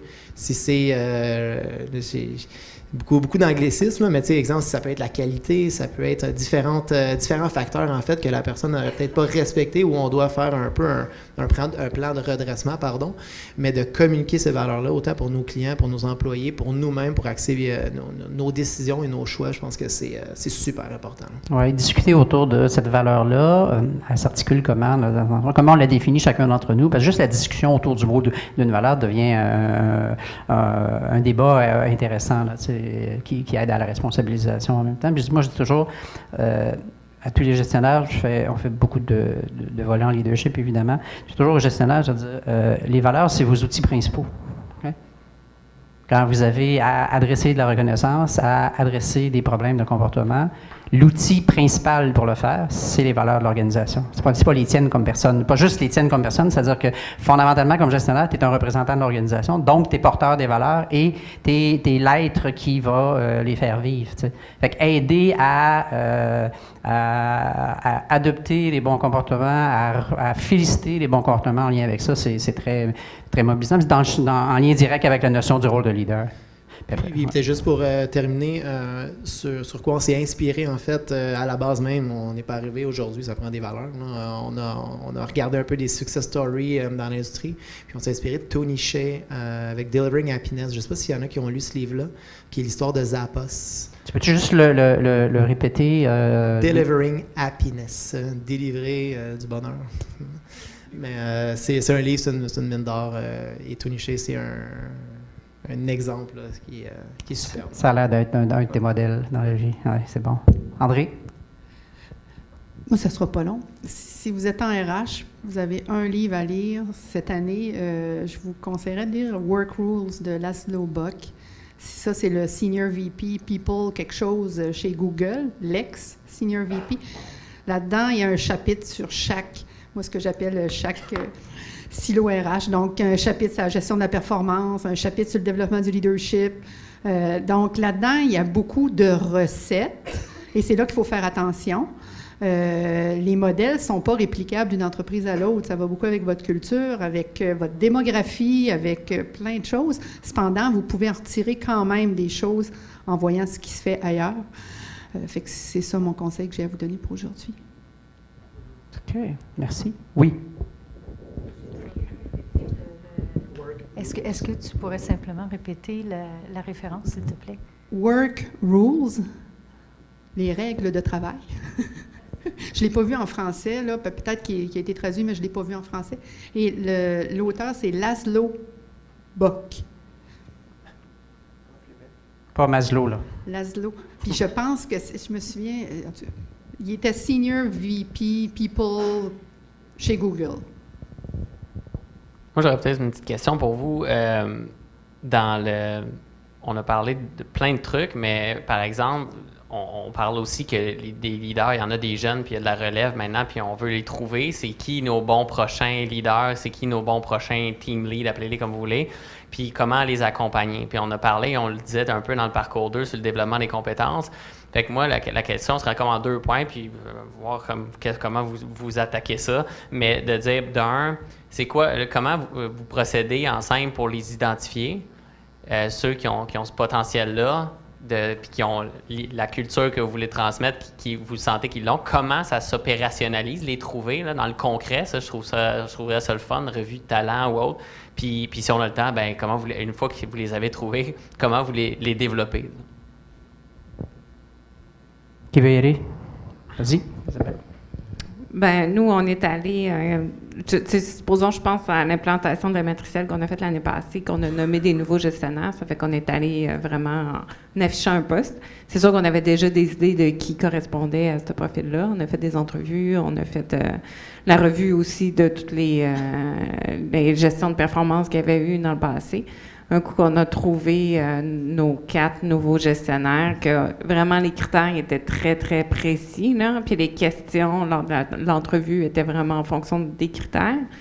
Donc, on les a tous formés avec la même formation. Puis c'est sûr que là, présentement, on est comme rendu phase 2. Il y en a qui sont rendus à un niveau supérieur, donc ils ont encore besoin de développement. Ça fait comme je disais, c'est vraiment du coaching à l'interne que moi je fais. Puis du co-développement. C'est ça. Puis les autres, ils vont avoir des formations à l'externe et tout ça. Puis aussi toutes les séances de co-développement que je parlais tantôt. Maxime? Nous, de notre côté, souvent, c'est les gens qui vont révéler, en fait, qu'ils ont envie d'un autre poste, soit via Office Vibe, sur la plateforme, vont donner un feedback, on va échanger avec eux, puis on va initier une discussion, soit avec les one-on-one. Je ne sais pas si c'est un concept qui est connu pour tous. Dans les one-on-one, on va souvent échanger, puis certaines personnes vont exprimer qu'ils aimeraient peut-être changer pour un poste X, Y ou Z. Et on voit ça un peu comme une banque de CV, grosso modo. Donc, on sait que X, Y personnes ont envie d'un nouveau rôle. Un nouveau rôle va s'ouvrir. Ils vont entrer soit, si on est certain du match potentiel, donc ils vont prendre un nouveau poste. Ou de l'autre côté, on va faire des work samples. Un peu le même mécanisme qu'on va faire pour l'embauche d'une personne, pour s'assurer aussi que c'est pas juste j'ai envie de changer aujourd'hui, puis ça va durer 24 heures, puis demain, je vais retourner à mon ancien rôle, pour qu'elles puissent comprendre c'est quoi les défis justement de ce rôle-là, qu'elles comprennent c'est quoi les différences aussi par rapport à l'ancien poste, au nouveau poste, parce qu'il y a toujours le greener grass, là, ce que je fais pas est plus beau. Puis des fois, de pouvoir comme, mettre un peu les mains à la pâte, puis de pouvoir participer avant de faire le grand saut, bien, ça éclaircit beaucoup de décisions et de choix là, de part et d'autre. Oui. Je suis juste un petit peu surpris que vous n'avez pas dit on utilise un test psychométrique aussi pour évaluer. Je veux dire, c'est une bonne mesure. En tout cas, monsieur le psychologue pourrait nous mais je pense que ça fait partie des bonnes mesures qu'on peut mettre en place pour voir si une personne a vraiment le potentiel pour le faire. Pas juste ça, mais un des outils. Oui, il y a tout un champ d'expertise chez les psychologues du travail avec les tests psychométriques, tests de personnalité, des tests qu'on appelle in-basket. Je peux en parler en anglais, moi aussi. Okay. C'est une blague. La compétition commence à s'installer, là. Non, les mettre en situation de gestion, on appelle, les entrevues comportementales, tout ça, c'est des outils qu'on connaît depuis longtemps chez les psychologues du travail. Le défaut, c'est que c'est extrêmement cher pour des petites entreprises, peut-être. De moins en moins. C'est vrai qu'un processus d'automatisation qui peut se faire, bref, il y a la compétition, ça peut jouer. Mais en complément à ce que vous avez dit, j'arrive pas à me souvenir si c'est Bespin ou McKinsey, mais ils ont fait état d'une étude d'une entreprise où ils se sont demandé, étant donné nos gestionnaires qui sont performants, moins performants, qu'est-ce qui explique cette variation de performance-là? Et l'hypothèse de départ, c'était la provenance de l'université où la personne était diplômée. Alors, on va comparer les gestionnaires qui viennent de telle université, aucune différence significative. Et on fait des analyses en fonction du cheminement de carrière. Et là, ça faisait une différence. Selon que les gens ont occupé un poste opérationnel ou tel type de poste, tel autre type de poste, bien, on a des gestionnaires à plus haut niveau, VP ou adjoint VP, qui sont plus performants. Alors, les résultats ne sont pas importants ici. L'important, c'est le processus qui ont amené à identifier ces prochains potentiels-là. Bien, c'est l'analytique. On est dans le sujet de l'analytique, là.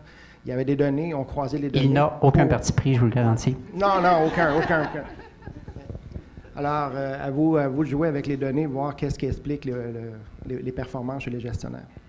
Et Isabelle, veux-tu ajouter quelque chose ou c'est fait? Ça va? Non, c'est ça. C'était juste pour continuer sur ce que Maxime disait par rapport à des mises en situation. Présentement, justement, on a des gestionnaires, justement, qu'on les met dans des situations qui ne sont pas certains s'ils veulent occuper cette position-là. On dit, bon, ben regarde, on va vivre avec toi une situation, puis après ça, on fera une rétroaction pour voir si c'est quelque chose qui correspond à tes objectifs de carrière. Mm-hmm. Peut-être deux partages, moi, par rapport à ça. Le premier, dans la notion de recrutement de gestionnaire, moi, je considère qu'un des enjeux majeurs, c'est de les amener à aimer le job de gestionnaire, dans le fond, d'abord et avant tout. Fait que comment, nous, comme gestionnaires, on est capable d'en parler en bien, de dire que c'est le fun, ce job-là, je m'amuse là-dedans, versus je me fais chez tous les matins, tous les soirs, tous les soirs. OK. Fait que donc, ça, il y a un élément qui est rendre la job, le fun, en étant des gestionnaires qui ont du plaisir. Et là, il y a déjà, dans le fond, ça va venir faciliter tout ce qui est l'attraction à à cette job-là, qui est souvent perçue comme étant je vais rajouter 15 heures sur ma semaine de travail, puis je vais être payé moins cher, puis j'aurai plus le droit à ci, j'aurai plus le droit à ça, j'aurai pas le droit à ça. Je le vois dans plein d'organisations, OK. J'ai aussi plusieurs clients qui ont commencé à former du monde qui sont, entre autres, des gestionnaires de projets. Hein. Vous avez tous des gestionnaires de projets, de toute façon. Donc, et de les former sur la gestion avant qu'ils deviennent des vrais gestionnaires. Donc, ça veut dire qu'on travaille ces compétences-là, on les travaille avant que la personne devienne un vrai gestionnaire, ce qui fait que quand elle arrive en poste, okay, elle a déjà eu des expériences, des micros, c'est-à-dire qu'on lui a confié un petit projet, on lui a fait quelque chose, mais on lui a confié la liberté puis le pouvoir d'agir en même temps, puis on l'a déjà outillé avant qu'il arrive dans le job. Alors là, ici, il y a quelque chose aussi qui est intéressant, là, qui est, tu as quelqu'un à potentiel, tu n'es pas obligé de le nommer, mais tu peux commencer à le former. Puis dans la formation, il va voir ce que c'est cette job-là, et il va y prendre goût ou pas, puis il va gérer ses peurs, ses besoins, puis il va s'outiller. Ouais. Donc, il y a quelque chose là où, dans le fond, dans l'investissement, vous avez tous des professionnels. Okay? Alors, tous les professionnels, par définition, c'est des leaders. Okay?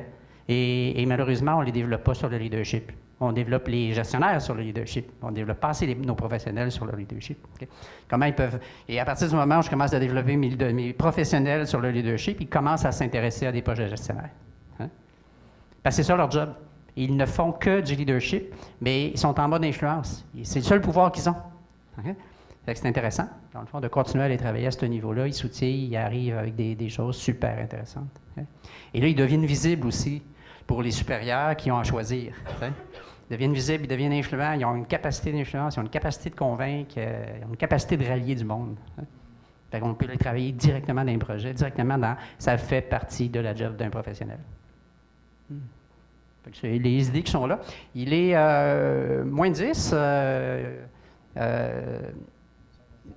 Pardon? Oui, bien, est-ce que on va prendre un autre risque. Est-ce qu'il vous reste des questions? Oui, il nous reste 5 minutes encore. Là, pour, oui, attends une minute, je vais aller avec... Vous l'avez dit au début, juste peut-être répéter les 3 études, juste à titre de référence, qu'on puisse aller faire nos lectures. Ou les 3 ça. Quoi, pardon? Les 3 études que vous avez utilisées pour... parler de 3 types de... 3 types de littérature. Littérature. Des littératures. Alors, littérature sur les managers, en fait, les gestionnaires opérationnels. Littérature sur le leadership. C'est juste quelques dizaines de milliers d'études, là, mais... Et littérature sur le coaching. Merci. Vous allez nous faire un dernier cadeau, les amis. Ce dernier cadeau-là, c'est la question que vous aimeriez que les gens se posent en sortant d'ici. Puis là, ben, le premier qui est prêt, il va sur son technique de popcorn. Là. La question... que vous dites, dans le fond, là, vous sortez, là, vous en allez chez vous, là, vous allez faire n'importe quoi. Là, okay, là. Quelle est la question que je veux que vous vous posiez comme responsable RH ou comme leader, dépendant de ce que vous êtes dans la salle? Vas-y. Je lance le bal. Est-ce que je laisse assez d'espace et de liberté à mes gestionnaires et à mes employés? Des fois, on pense que oui. Je pense que souvent, en pensant que oui, la réponse est non. Donc, oui. Donc, il a travaillé un peu sa conscience, puis on pourrait juste la modifier légèrement dans comment je peux laisser encore plus d'espace à mes employés, à mes leaders, à n'importe qui dans la vie. Oui. Pour moi, ça va être une question très générique. Pourquoi? C'est ça ta question, pourquoi? Pourquoi j'ai atteint les résultats organisationnels ou pas? Pourquoi j'ai des bons leaders ou pas? Pourquoi je forme ou pas? Bref, vous compléterez chez vous. Alors, tous les pourquoi vous voulez, mais commencez par pourquoi. En fait, c'est la question clé en analytique. C'était ça le domaine transversal des 3 panneaux. Si j'obtiens des résultats ou pas, c'est bien, mais de savoir pourquoi j'atteins ou pas, là, ça nous mène à nous poser d'autres questions et à creuser davantage pour essayer de comprendre qu'est-ce qui se passe dans l'organisation. Ouais. Pourquoi je réussis et pourquoi j'ai des échecs de façon à être en mode apprentissage et en mode agile tout le temps. Oui, vas-y. En fait, moi, ma question, c'est une question complémentaire à celle de Maxime. C'est quelles sont les forces de mon organisation qui me permettraient de laisser plus de liberté et d'espace à mes gestionnaires pour éviter de tomber dans la recette? André? Cibole. Moi, je dis. C'est la première fois qu'on m'appelle comme ça. Qu'est-ce qui fait en sorte que mes gestionnaires performent? Donc, quelle est la différence chez nous entre un gestionnaire qui performe et un gestionnaire qui performe moins? Si vous êtes capable de trouver, bien là, vous savez quoi travailler. Oui, en fait, puis on peut leur demander, ils vont être capables de nous aider, à moins qu'ils aient peur. Moi, la dernière question qui me viendrait, c'est plus en lien avec l'atelier d'aujourd'hui, c'est quelle est la chose qui aujourd'hui a allumé une lumière chez vous, puis que vous pensez qu'il va pouvoir allumer une lumière dans votre organisation? Alors, repartez pas d'ici avec 22 000 affaires. Quelle est la chose? Peu importe. Hein? Et quelles graines vous allez pouvoir semer pour qu'elles fleurissent avec ça? Fait que c'est ce que je vous laisserai là, comme... Ouais. Moi, j'attends ma carte postale, je peux